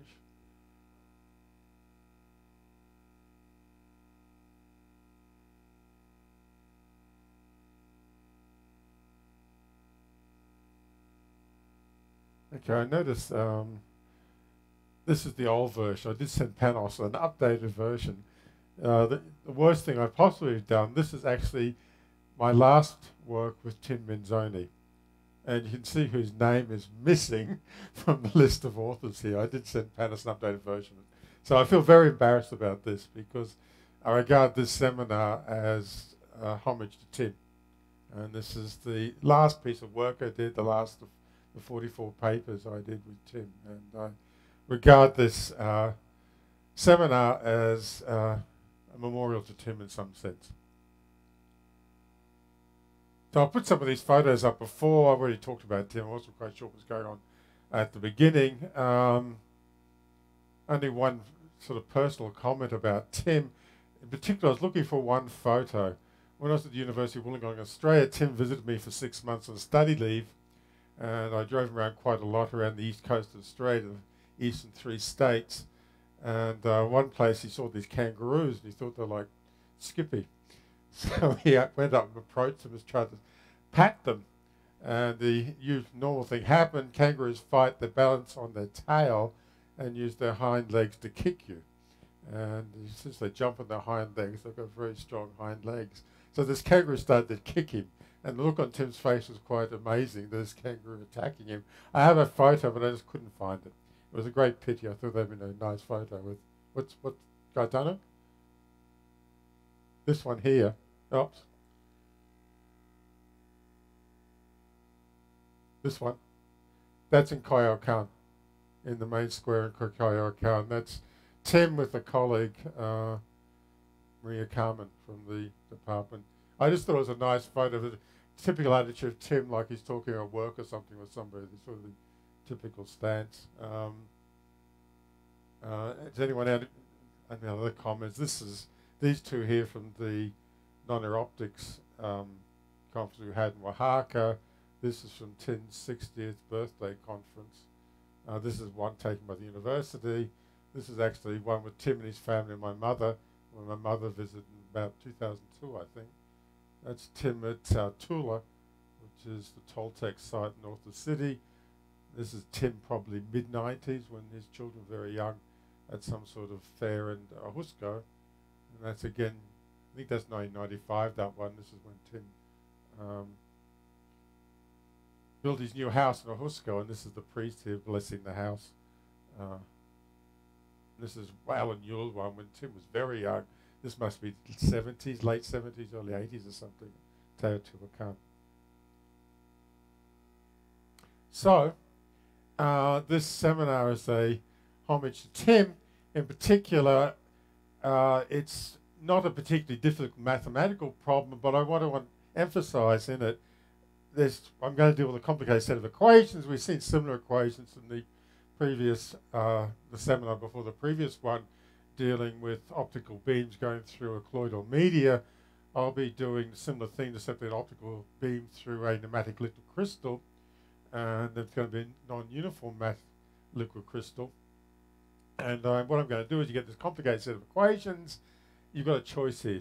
You can either solve these things numerically, or you can look at the equations and try to do proper applied mathematics on it and actually understand what's going on, what the terms are saying, which terms are important, which terms are not important. And I think this approach is what Tim Minzoni did through all his work. He wasn't numerical. He tried to look at a problem. And again, with applied mathematics, I like that quote from Batchelor at the beginning of the first seminar saying, in this proper traditional applied mathematics, you're not a mathematician, you're not a physicist or engineer, you're something in between. And what you have to do is use the appropriate tools from either of those, or all three of those disciplines. In particular, you need to look at a problem, look at the equations, look at the physics, see what the physics are saying, interpret what's going on in terms of physics, interpret what you can neglect in complicated equations based on physics, based on some sort of, would this actually match reality? because in the end, what applied mathematics is doing, it's modeling reality. And if we might have a nice theory, it might look wonderful, but doesn't agree with reality, forget it. You have to go back to the drawing board. In particular, one of the things I used to use a lot with Tim is using conservation laws, conservation, mass, minimum energy, because just about most of certainly physical applied mathematics is based on conservation laws to a great extent. So I said you use simplifications, and if you do the right type of simplifications, you can get some equations you actually analyze or solve.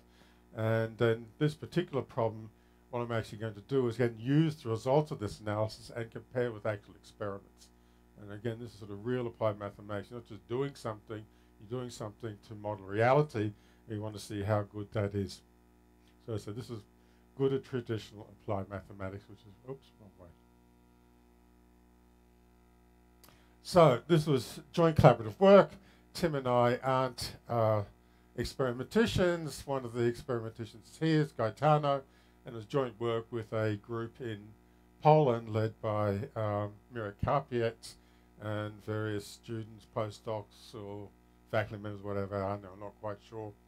And what I'm going to do is, again, use some fairly traditional applied mathematics as with a modulation theory to actually analyze these optical beams in a pneumatic liquid crystal. In particular, what I'm going to be using is momentum conservation.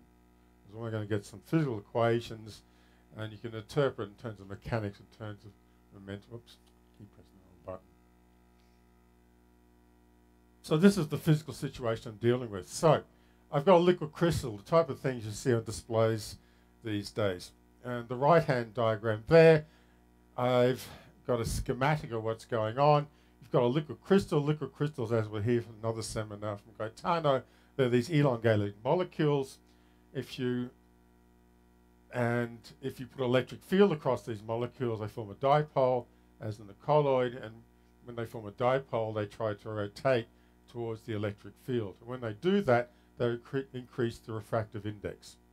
And so as I was explained with the colloid, these beams will tend to diffract, but if you get enough of the increase in the refractive index, the self-focusing, they'll actually form an optical solitary wave, which for pneumatic liquid crystals, as Gaetano coined the term pneumaticon, and they tend to be called that in these liquid crystals. So that's a uniform liquid crystal. You get the soliton propagating through it. So what I want to deal with is a non-uniform cell, and that the angle at which these pneumatic molecules make in the absence of the optical field is non-uniform. So it's something here and something else on the other side. And in terms of optics, what that means is the refractive index of this medium is going to change as you move across the cell. And there's a number of ways you can do that. You can make the angle increase as you go up the cell, which increases the refractive index, so the beam will bend in that direction. You just think of Snell's law, basically. It's the equivalent thing. The other way is you go up the cell, you can decrease the refractive index, so the beam bends the other way. And of course, the standard case is when the cell is uniform, the light beam will just propagate at the same angle because there's no change in the refractive index.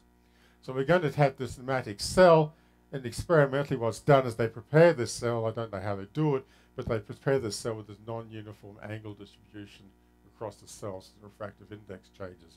And I'll call that set angle without the optical beam there, the background angle. And these pneumatic molecules are sort of approximated by lines, and those lines are called directors. Yeah, okay, there's a little comment. I made a mistake there. There's sort of a uniform angle, then on superposed on that, then there's this variation. I've separated the two. If you like, you can add those two together, but I like to add them in for reasons you'll see later on. So when you put the optical field in, you actually shine a laser beam through here. That again induces an angle change because light is electromagnetic radiation. It's got an electric field in the electromagnetic radiation that also rotates the pneumatic molecules. And as was already pointed out, these lasers going through these pneumatic cells, they tend to be milliwatts. Actually, the angle change to that is actually very small. They induce a small extra rotation of the director, which I call theta, and that theta is less than this imposed angle variation when the cell is manufactured. And that's going to be important later on. because when you got anything small and it's applied mathematics, you end up doing some sort of perturbation expansion, which is what I'm going to do. Keep pressing the wrong one. So these are the equations governing the propagation of light through a liquid crystal cell. It's a pair of a couple equations. The first one is a nonlinear Schrödinger type equation, NLS type equation. E here is the electric field of the light beam. There's a lot of terms in there. That psi angle here couples to this second equation, and that's the medium equation. That describes the response of the pneumatic to the electric field of the light beam. And what it does, as I said, the light's got an electric field in it. It tends to increase the rotation of the molecules, and that increase in rotation is this equation here. And all that equation's saying is that the extra rotation is balanced by the elastic force of the liquid crystal. So you're going to balance. And they're extremely complicated equations. They're highly nonlinear. Depends on signs and powers of signs of the rotation angle. This is the equation in dimensional form. The first thing I'll do is non-dimensionalize these. You don't need all this complication. The other thing I'll do is that these liquid crystal molecules, they've got two refractive indices. There's a refractive index when the electric field's parallel to the axis of the molecule, and one when it's orthogonal. And the difference between those two is small, and I'll end up doing a perturbation expansion with some of these nonlinear terms, just using that smallness. And the other assumption I make is that the extra rotation due to the light beam is much less than the fixed angle you impose when you manufacture this cell. If you don't do this, you really can't get anywhere. As I said, the milliwatt beams, that's a good approximation. It's the extra rotation is quite small. So when you non-dimensionalize and make this approximation, expand out the trig functions in Taylor series, you end up with this more simple form of the equations. Both because you've done the approximation and because you've got rid of all these extraneous constants you don't really need. You can go back and dimensionalize when you compare with experiments. So we've got these equations.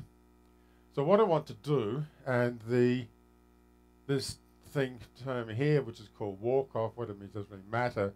It's just some term that feeds in the variation in this background angle, which is driving the refraction. Now, if you had a uniform media, these equations do possess a solitary wave solution, the so-called pneumaticon. However, there's no way it's actually ever derived that. In particular, the Laplacian is two-dimensional transverse to the propagation direction. There is no known solitary wave solution of these equations, which is a problem, and that's why people tend to solve them numerically, but as we see, we won't have to do that for this fairly simple problem. So what I'm going to do is I'm going to derive equations, in fact solutions for the trajectory of this optical beam as it's responding to the variation in the refractive index due to the rotation of the molecules. I'm going to do that from a momentum equation. And what I'm really doing in terms of applied mathematics is I'm doing slowly varying soliton theory. That the change in the background angle is actually slowly varying. So I'm going to do a slowly varying analysis, multiple scales analysis, but I'm going to do that through a Lagrangian, average and Lagrangian, as done in Witten modulation theory. And that's really the same thing as traditional multiple scales analysis, just in some sense a slicker way of doing it. And this coupled system, this NLS equation for the electric field of the beam, and this elliptic equation for the director rotation, you can write that, and you can get a, oops, press the wrong button, you can get a Lagrangian for that. So what I'm going to do then is then average this Lagrangian done in Witten modulation theory.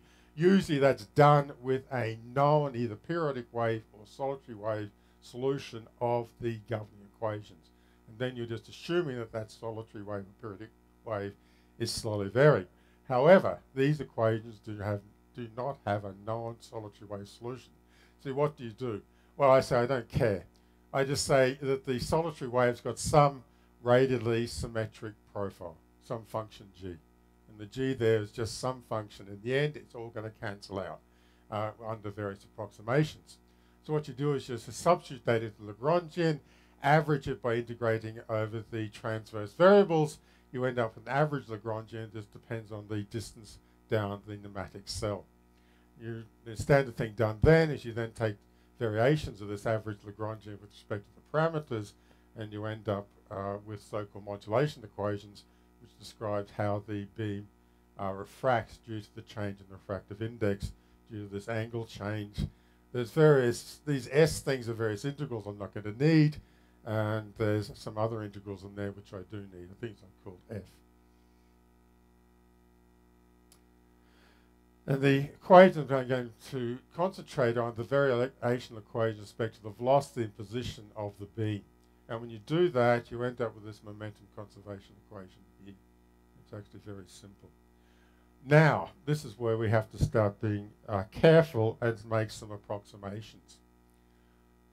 So we've got this equation. In principle, the amplitude and width of that beam as it goes down refracted through the cell is going to vary. And again, we saw that on the talk of colloids. There's actually a numerical solution. You saw the amplitude oscillate. However, the nice thing about nematic liquid crystals is that they're so-called highly non-local medium. Normally with the NLS type equations, if you stick in some sort of initial condition which is not an exact solution, the initial condition will evolve to an exact solution by oscillating and shedding radiation, and it'll eventually form a soliton plus dispersive radiation. Now these nematic liquid crystals are so-called highly non-local medium, and physically what that means is they form a very wide potential well around them, and that wide potential well tends to trap the radiation. So the radiation leak from the solitary wave as it evolves is very, very slow. And in fact, it's so slow, over the distance of about 1 millimeter of these nematic cells, you can basically neglect it. So that you can say that the beam is not losing any power as it's going down the cell, so this A squared W squared is the power. You can just neglect the loss of power to the radiation, and that A squared W squared cancels out on both sides. So in some sense, you didn't need to know the actual profile of the beam. The problem I'm doing, because you can neglect the loss, any beam profile parameters then drop out. So you just get an equation for the derivative of the velocity, but depending on these two integrals. These things I call these capital F's. So the other approximation I'm going to make is that the width of the beam is actually much smaller than the characteristic length scale, the variation in the refractive index. And when you do that, you can start taking out this thing here is basically a constant over the beam profile, so it can come out of the integral. And when you do that, we end up with this pair of equations here. We end up with this pair of equations. These integrals here, we then just approximate, as I said. The other approximation you make is that the length, as I said, the length scale of the variation is much greater than the width of the beam. In terms of the parameters, the derivative is about 0.03 by 10 to the negative 3 radians per micron. So it's actually a very slow variation. The cell's about 200 microns in width. And so once we do that, we can then approximate things by Taylor series in that slow variable, and you end up with this set of momentum conservation equations. This equation here for the velocity of the beam, physically this is not a velocity. What it actually is the angle the beam makes with respect to the downstream propagation direction. It's not actually a velocity, it's just in terms of mechanical variables. That's a velocity, and you couple that with an equation for the actual position of the center of the beam. So that's the equations. So what do we do now? Well, in the experiments, as I said, you've got this nematic cell. What happens is the angle of the molecules over that cell as you go across it has been preset by the way it's been manufactured. And the way it's manufactured is you can approximate that as a linear variation. So you get a linear variation across the cell, which is known. And if you put a linear variation in the background angle, this function here is known, and you can actually get an exact solution of that system of equations, which is that solution. Here it looks complicated, but as I said at the beginning here, you go back to the dimensional equations, the fully dimensional equations, you've got these trigonometric functions in it. fact, powers of trigonometric functions. There's no way you can solve that, but just looking at the scales of things that involve what's slow varying, what's legible, what's not, you can actually get down to a system equation which you can actually get an exact solution. And this is again without knowing anything about the Nematicon solution itself, the thing you've averaged to actually get these equations just dropped out in the end, which again I think is one of the things Tim liked, and that's why I enjoyed working with. I also like this, actually looking at equations and trying to actually get it down to a form you can do something with, and not just going to a computer and immediately putting everything on a computer. So I still think that applied mathematics is not just sticking everything on a computer, and this is a nice example showing that. So let's now compare with experiments. So there's a large number of experiments once you've got the cell set up. These are actually the experimental photos here of the beam refracting.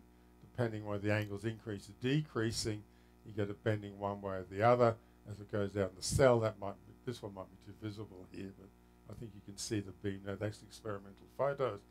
Here's the actual data. The symbols are the experimental measurements of the trajectory of the beam, and the corresponding color solid line is that exact solution I've just given you. And you can see that the agreement, both increasing and decreasing refractive index variation, is nearly perfect. And so this nice exact solution actually agrees to experiments.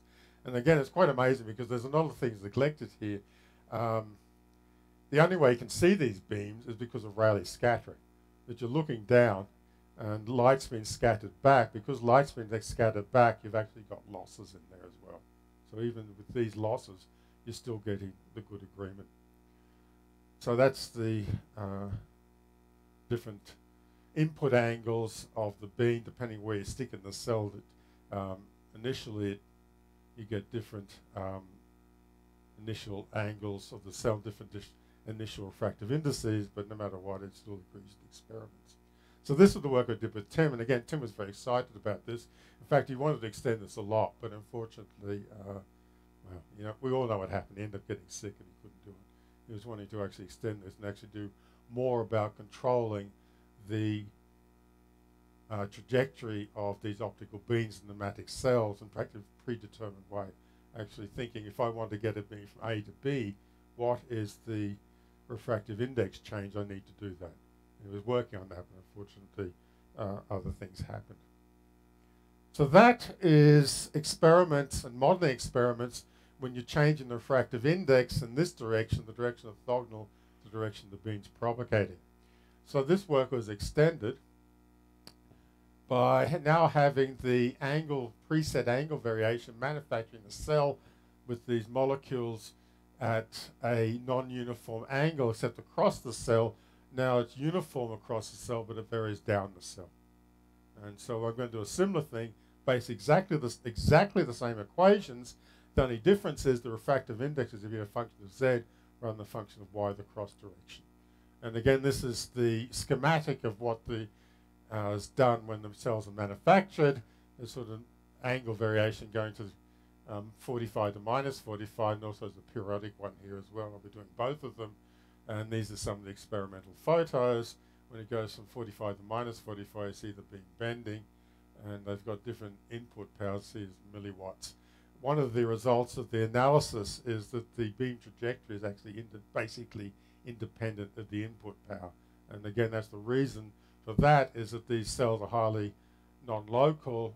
Leakage of radiation away is very small.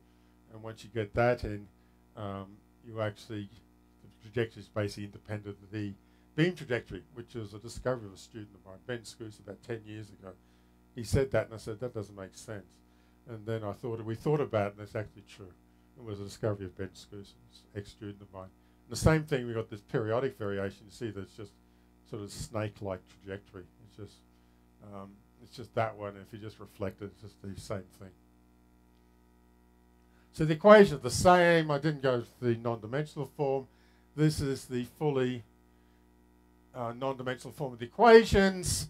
In this case, I haven't linearized the trig functions.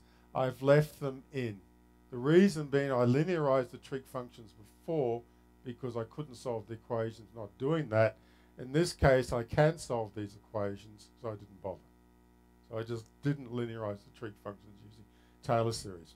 And again, we've got this NLS type equation for the electric field of the optical beam, and we've got this elliptic equation here for the response of the medium where the angle of the nematic molecule changes.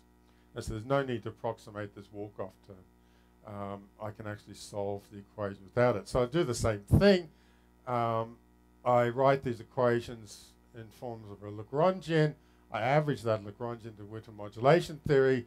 In that case, you assume the parameters are slowly varying. You take variations of the average Lagrangian. That gives the so-called modulation of variational equations for the slowly varying parameters.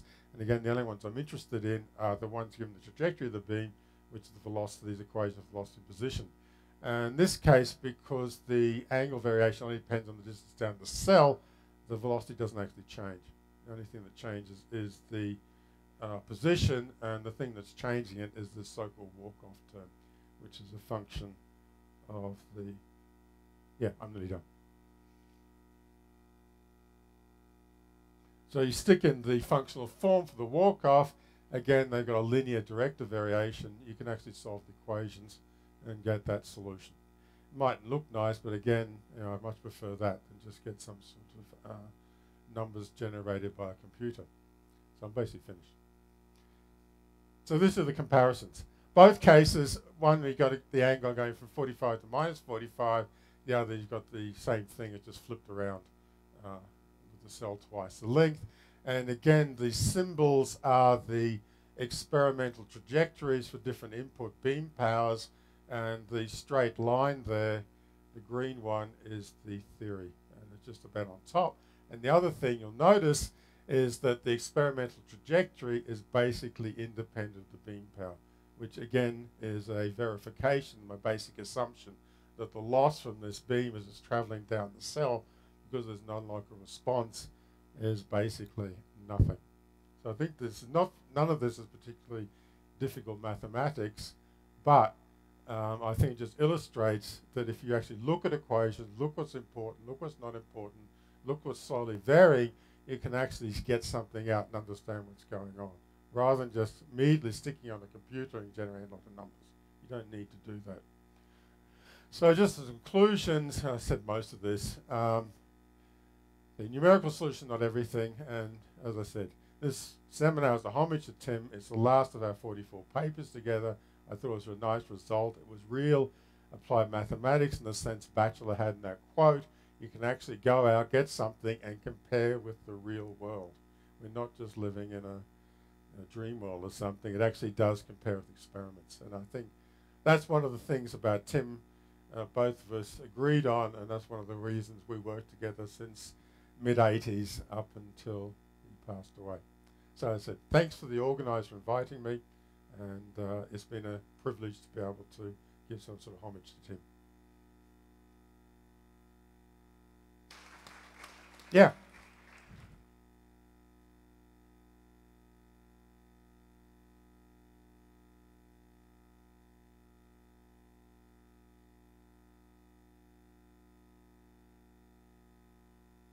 He's just behind you.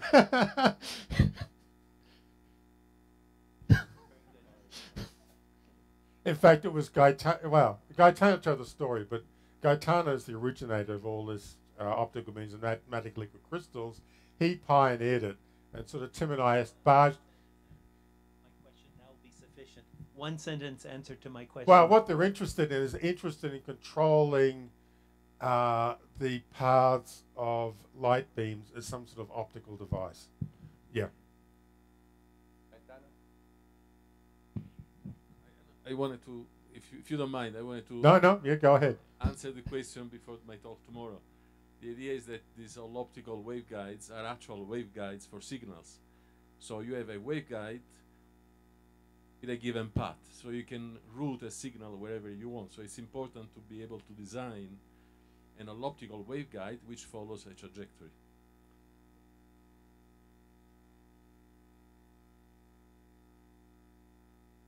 Well, in this case, that's what you get. But you know, curving a waveguide in optics is not a trivial task. So you know, achieving this with an optical waveguide is much less trivial than in the linear limit. So it is interesting to be able to design a bent waveguide with an optical approach.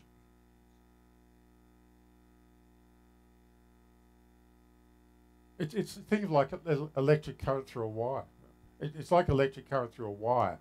So rather than having a fixed wire, you can move that wire wherever you want. Yeah. Yeah. Use the microphone.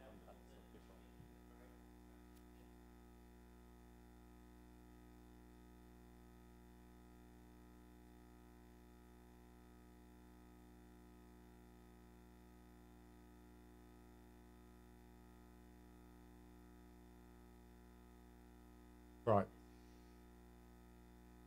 Yeah. Yeah. Yeah, exactly. Yeah. Yeah. Yeah. As Gaetan will talk about tomorrow. More questions? So one question, so you mentioned is manipulating index of refraction for the path. Is there also an interest in beam shaping?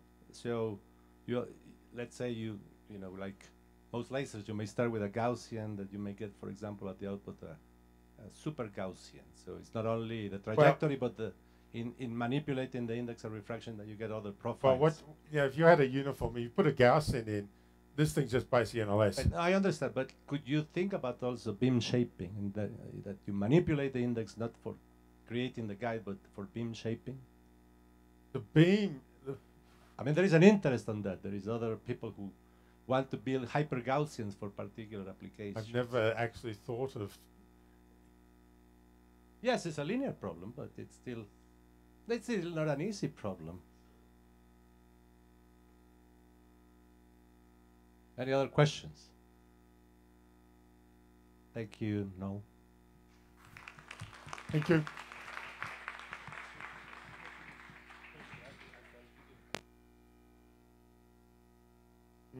Now I have to stop becoming a cyborg.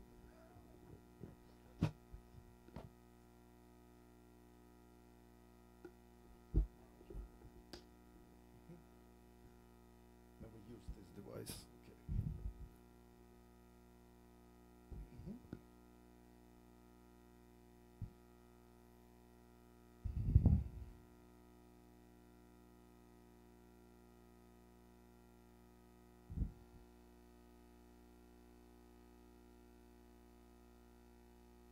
Sorry?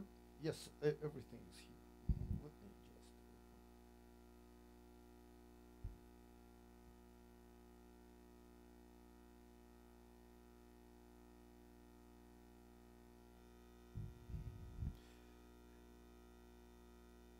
So it's control. Can pause this? Okay. Not even necessary. No, it's fine.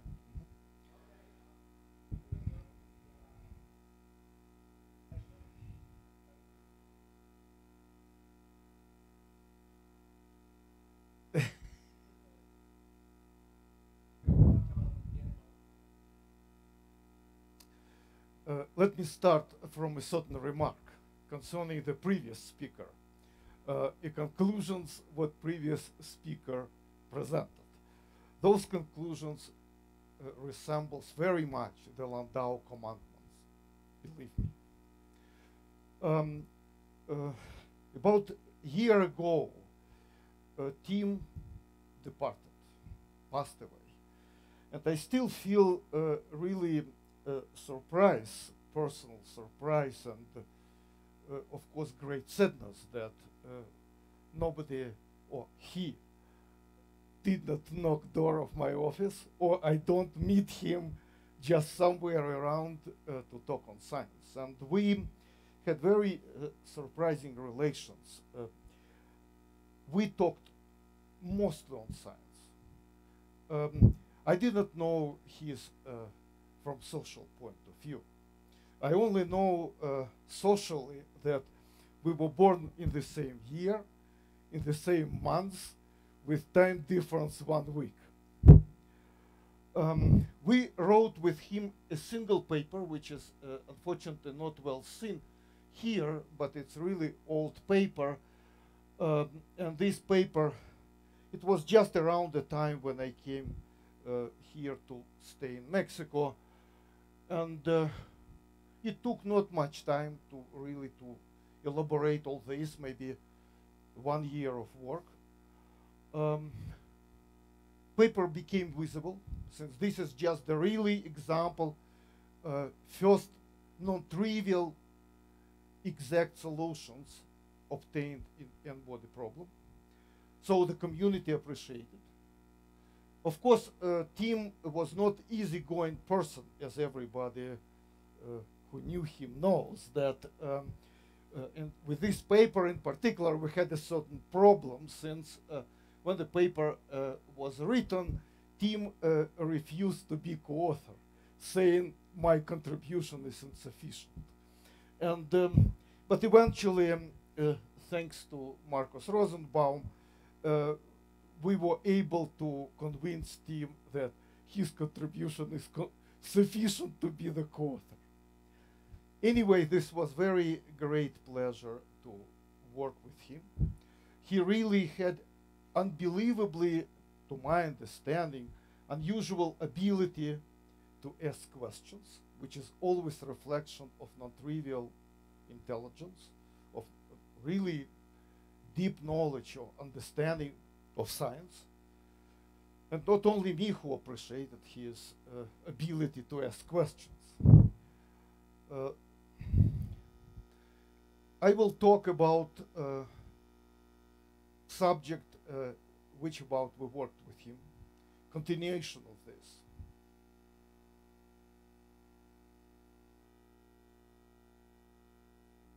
Okay. This is many-body, quasi and exactly solvable harmonic and anharmonic oscillator. And sadly to say, this was exactly the subject and talk I planned to deliver to him and to Amos in particular about a year ago. But unfortunately, he left. I knew 3 different teams, 3 different personalities. One is this. Another is that. This is how Tim asks questions of really people at the top. The person whom he asks questions, it's Sergei Novikov, it's Fields Medal, etc., etc., etc. One of the most decorated mathematicians of this time. And this is another team whom I also knew as a really very happy person. And surprisingly, he had this ability to be in the same, how to say, entity. I don't know how to translate this into English, but in Russian, it's said that in 3, let me say, approximately, in 3 faces the same. I don't know. Anyway, n-body problem, and everybody knows that this is one of the most difficult, notoriously difficult problems which exist. In particular, this is the Hamiltonian, whatever it's classical or quantum. This is kinetic energy, this is potential of interaction. And what's important, the potential of interaction depends on relative distances between bodies only, no external field. And of course, this is the major problem, central problem, which appears in 3 basic physics sciences. Newtonian gravity, which is called also celestial mechanics. This is the potential of 2-body interaction. Coulomb problem, which is in the heart of so-called atomic and molecular physics. This is potential of Coulomb interaction. And in nuclear physics, this is so-called short-range potentials. This is nuclear physics. So this is the more or less what I would like to talk about, but the goal, we're looking for exact solutions. Since exact solutions gives a certain really hint and pleasure to know what is the problem is. Harmonic oscillator, of course, this is the first object to study. And the standard harmonic oscillator potential is presented here. Everybody knows this is basic model in quantum physics and in classical physics. Everything we know about this. But many body harmonic oscillator looks different. It includes the harmonic interaction between bodies. And it's immediately clear that unlike standard harmonic oscillator, where we can go to normal coordinates separating variables, for many body harmonic oscillator, we cannot make separation of variables. Variables are not separated. And the spectra, it might be quite interesting to know the spectra of this oscillator. Graphically, it looks like this. For two-body case, we have, this is the two-body case, we have center of mass, and we have spring which connects the bodies, and the body really vibrates. In the three-body case, something much more non-trivial happens. We have center of mass, and we have three springs, and it's somehow rotated. So our goal is just to describe this type of motion. I should start from Calogero model. This was the same as we started with TIM. So what is the Calogero model? Francesco Calogero, one of the greatest really Italian, I would call physicists to my understanding, invented this model, simply playing game, in two papers, 69 and 71. And the meaning of this model is just you have n identical particles on a line, just situated like this, with pairwise singular interaction. But what's important that each particle interact with each. It's not next neighbor interaction, which usually occurs in solid state physics. The Hamiltonian of this model is just presented here. This model, it was shown actually by Calogero himself that this model for the case of n bodies has absolutely remarkable properties. It's integrable, means that the number of conserved quantities is equal to dimension of configuration space. It's super integrable, means that there exist extra integrals of motion, not in involution in classical sense, which number of them, it's dimension of phase space -1. And furthermore, this model can be solved exactly. This means that we can, in quantum case, we can calculate all eigenfunctions, all eigenvalues analytically, and the spectra of this Hamiltonian is linear in quantum numbers. The symmetry of this model, just to mention, this is just nothing but permutation group. We can permute bodies. Hamiltonian is the same.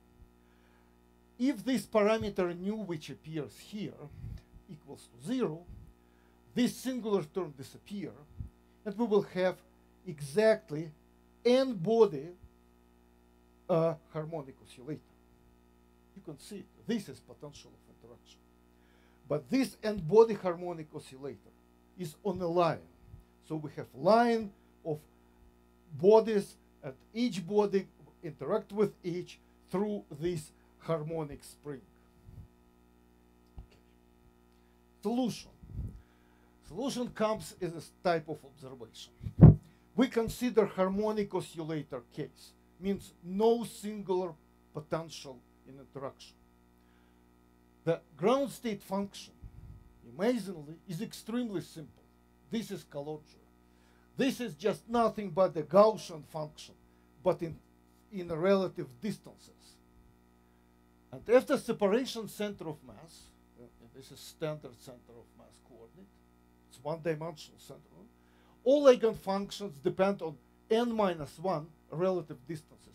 And those relative distances, we can denote those relative distances as distances between neighboring bodies.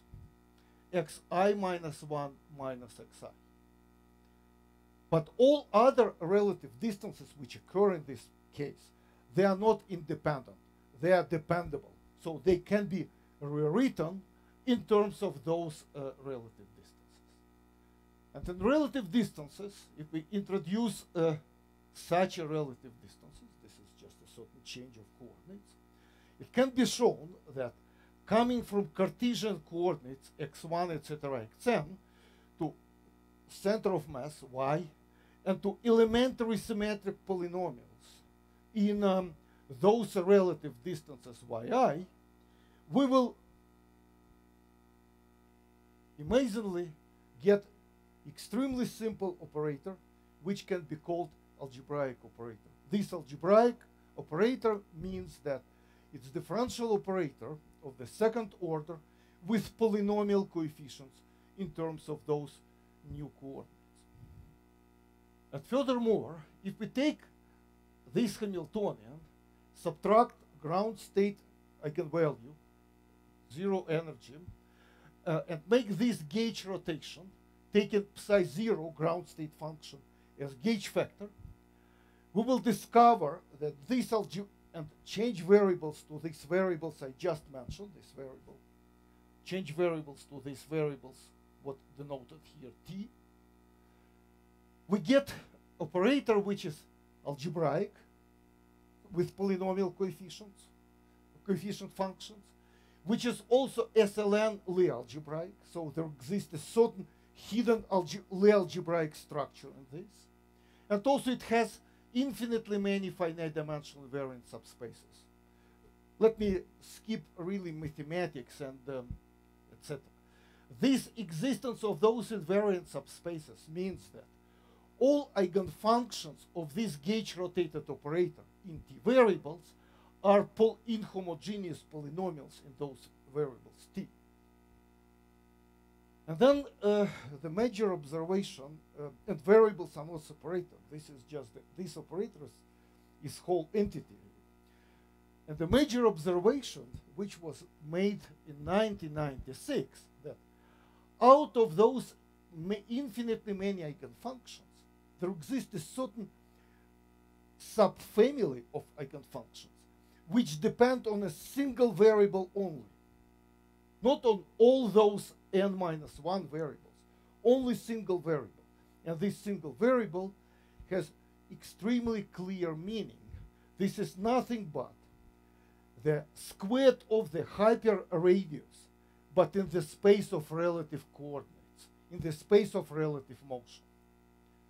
This is formal definition of this. From representation theory point of view, this guy, this expression, what's written here, it's nothing but the lowest Weyl invariant of the corresponding symmetry group of this system. And the symmetry group is Weyl group AN, or just in this particular case, this is group of permutations Sn. And furthermore, this family of eigenfunctions which depend on single variable are nothing but eigenfunctions of extremely simple operator.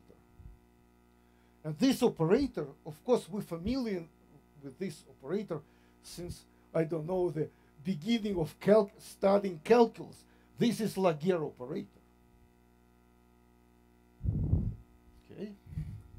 This means that the existence of this family of eigenfunctions with single variable dependence, that this operator can be extended up to so-called quasi-exactly solvable operator.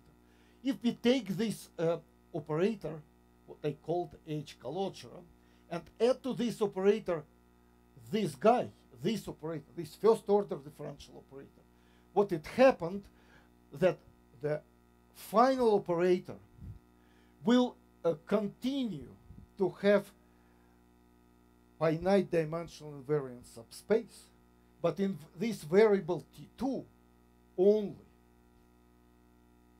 But this means that the corresponding operator, which is sum of this plus this, has also property of existence of finite number of eigenfunctions in form of polynomials in one variable. And of course, after that, we can take this operator and gauge rotate this operator backward with the same ground state eigenfunction, but changing variables backward from variables t to Cartesian coordinates. And we arrive exactly to the Hamiltonian presented here.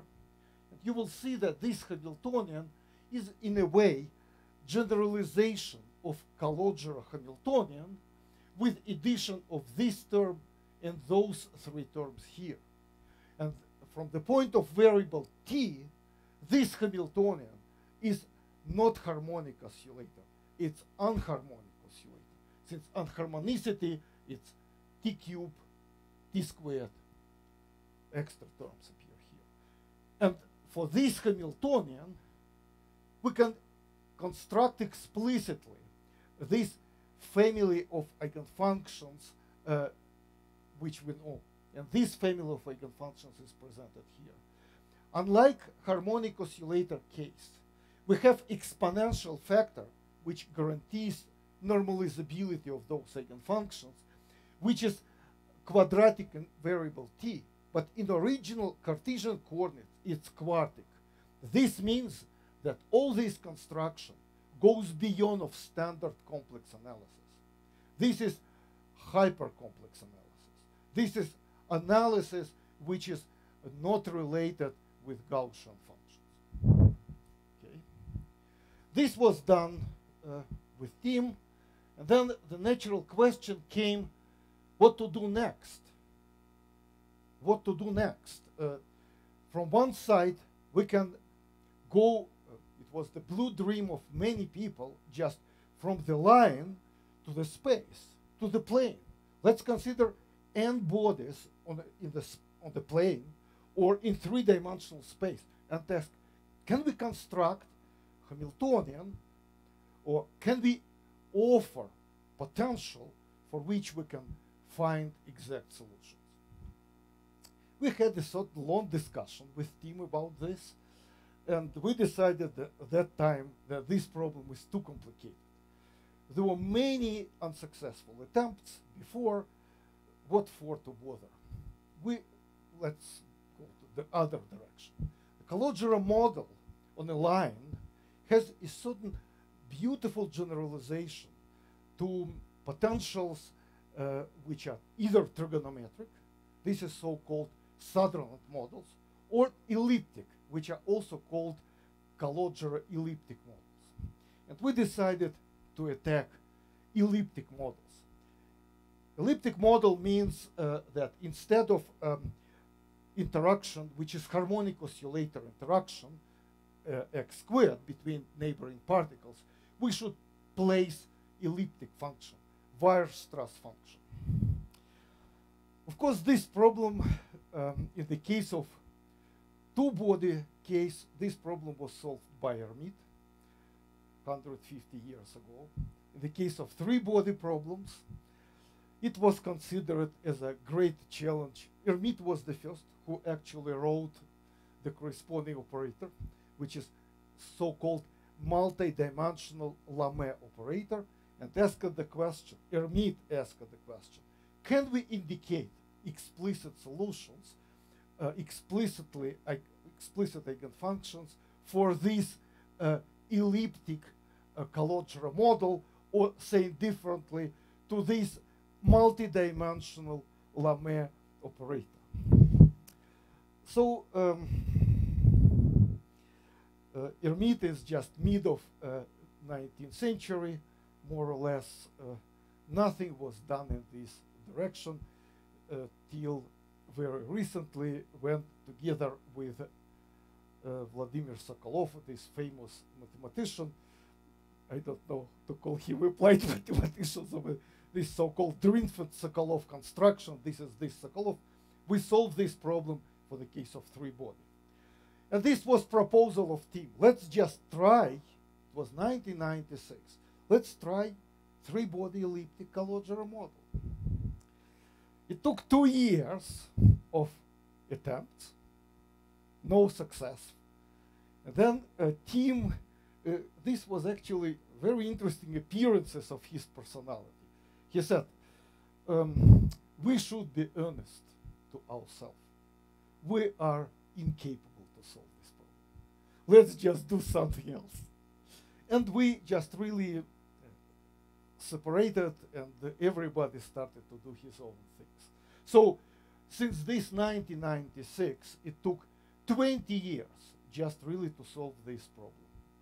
And now it's actually clear why we failed that time solving three-body elliptic Calogero. Okay, so the question, natural question is that, can we apply similar procedure what I just described, but for the case of dimension more than one? So we consider n bodies on a plane or n bodies in three-dimensional space, or in general in arbitrary d-dimensional space. And we will look for eigenfunctions which depend on relative distances only. This was very crucial, how to say, manifestation. We manifested that we are poor people. We cannot solve problem in full generality. But what we can do, we can try to find eigenfunctions which depend on relative distances alone, nothing more. Let's do this. Let's limit ourselves. Or just say different. Let's be realistic. Or saying differently, looking for eigenfunctions which depend on relative distances on the radius t. On the radius t, this hyperradius in the space of relative distances, for potential which depends, for particular potentials, which depend on squared of the hyperradius, which is already formidable problem as well. Clear that new formalism is needed. And what was key point or key observation for us, a point of departure, that the body positions should be identified with the vertices of n vertex polytope. And of course, if we have n bodies in multi-dimensional space, of course, body position can be identified naturally with vertices of n vertex polytope. But once we are on the line, this n vertex polytope shrinks or degenerates to the interval with marked points. So this was a certain really breakthrough in understanding what we're doing. So we identify body positions with vertices of n vertex polytope. Okay? Step one, what we do, let's separate relative distances from all other relative variables, and all other relative variables we consider as angles. Why not? And correspondingly, what we need to do, instead of individual Cartesian coordinates, we introduce center of mass coordinate, relative distances, and angles. And here it's written, meaning that the distances, if d, the dimension of the space, is larger than number of the bodies minus 2, those distances Rij, relative distances, are nothing but the edges of this n-vertex regular polytope. And if, of course, we consider d smaller than or equal than n minus 2, appear constraints. This is what we perfectly know. For example, if we take quadrangle, we have four distances only as external distances, and there are 2 diagonals. But to define quadrangle, we need only 5 data. 5 relative distances, not 6. Okay, so let's make this change of variables. And we will arrive to such natural decomposition of this kinetic energy. This is kinetic energy of center of mass. This is operator which is related with derivatives to relative distances only. And this operator which contains everything else. And what's important that this operator which appears here, which depends on everything else, annihilates any function which depends on relative distances. This operator is proportional to derivative with respect to relative angles. And after pretty complicated technical calculations, which took, let me say earnestly, around a year, we arrived to extremely simple expression for this second operator, this delta radial. This operator. This operator we are incapable to calculate explicitly, but we don't need it. We need only this operator. And look to the beauty of this operator. These coefficient functions here don't depend on angles. So, without separating of variables, we arrive to operator which contains no angular dependencies. Correspondingly, it implies that we can make a certain reduction from original n-body problem, which is presented here. This is the corresponding Schrödinger equation. We arrive to reduced n-body problem, where instead of kinetic energy, we have this operator delta radial. But we limited ourselves considering functions which depend on relative distances as well. Interestingly enough, the ground state for this problem depends on relative distances only. No angular dependencies. Let me skip all this. We checked that the corresponding reduced Hamiltonian, what's called radial reduced Hamiltonian, is just this one plus potential, is really essentially self-adjoint with respect to normalized radial measure presented here. But what's amazing, that Jacobian, what was mentioned number of times today, is just nothing but the degree of the volume of this n-vertex polytope. Okay. Hidden algebra exists in this case, and hidden algebra is SLM plus 1R, and M is just nothing but the number of edges of this polytope. Let me skip this. This is classical analog. Of course, we can make really dequantization. Dequantization coming from quantum mechanics to classical mechanics, it's unambiguous procedure. We simply replace quantum momentum by classical momentum and arrive to this remarkable Hamiltonian, which correspond to the rigid body with non-trivial tensor of inertia here and here. Okay?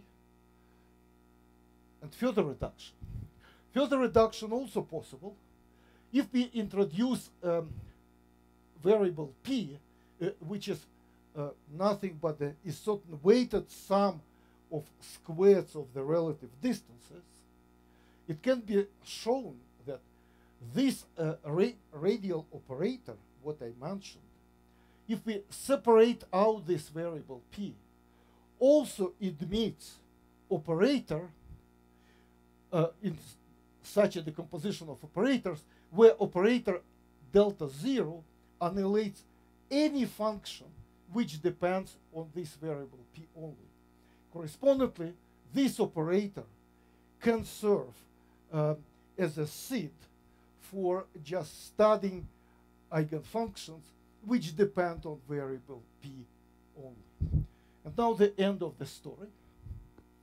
The end of the story is just we arrive eventually if the potential depends on this variable p only, and the variable p is just as I said, this is really quadratic combination of relative distances. We sure that there exists a certain family of eigenfunctions which depend on this p only, not all relative distances, only sum of relative distances. Now, the end of the story, just 1 minute more. Let's consider potential, which is a harmonic oscillator potential, and omega is frequency as always, but those factors mi and mj play a role of weights. This is weight factors in front of omegas. So this is asymmetric harmonic oscillator, but in a space of relative distances. And let me remind last time that the rho which appears here is just Rij squared. So this is a squared of relative distances. It can be immediately seen that for this potential, the ground state function, it's nothing but the exponential of minus omega p, where p is potential itself. Furthermore, the single variable eigenfunctions for any d and any m, just nothing but the Laguerre polynomials with such an index multiplied by this exponential. And if d is larger than n minus 2, there exist infinitely many eigenfunctions of the form of polynomial in all possible relative distances, and the number of those relative distances, it's exactly number of edges of this polytope. And the form of this eigenfunction is just this. It's again the weight factor. This is Gaussian function in rows, so exponential in minus omega p, multiplied by certain polynomials in those n minus 1 over 2 variables. The last slide, of course, generalization along the lines what was done in 1996, also possible. If instead of this harmonic oscillator potential, we take such a potential, this p should be small p, this and this, it can be immediately seen that for this potential, ground state function is just nothing but this exponential, which is combination of p and p squared, and all k minus 1 single variable polynomial eigenfunctions for any d and any number of bodies has a form of, again, Laguerre polynomials multiplied, not Laguerre, it's just polynomials of degree k in this case, multiplied by this exponential. I guess this is it. Thank you very much.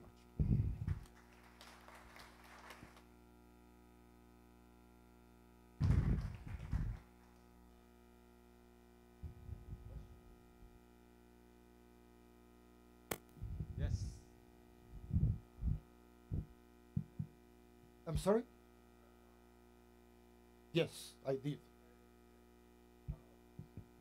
Say again?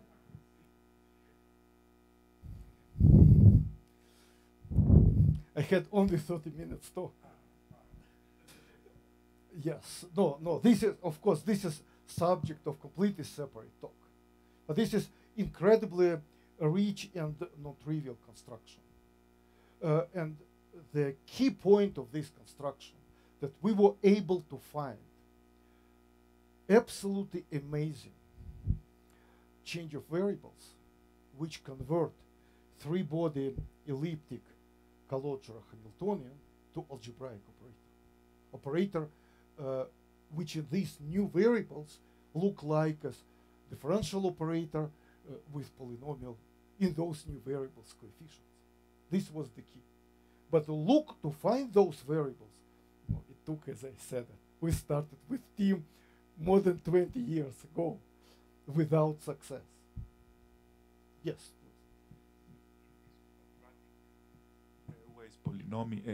Pairwise interaction, quadratic pairwise interaction, every particle interacts with every other particle.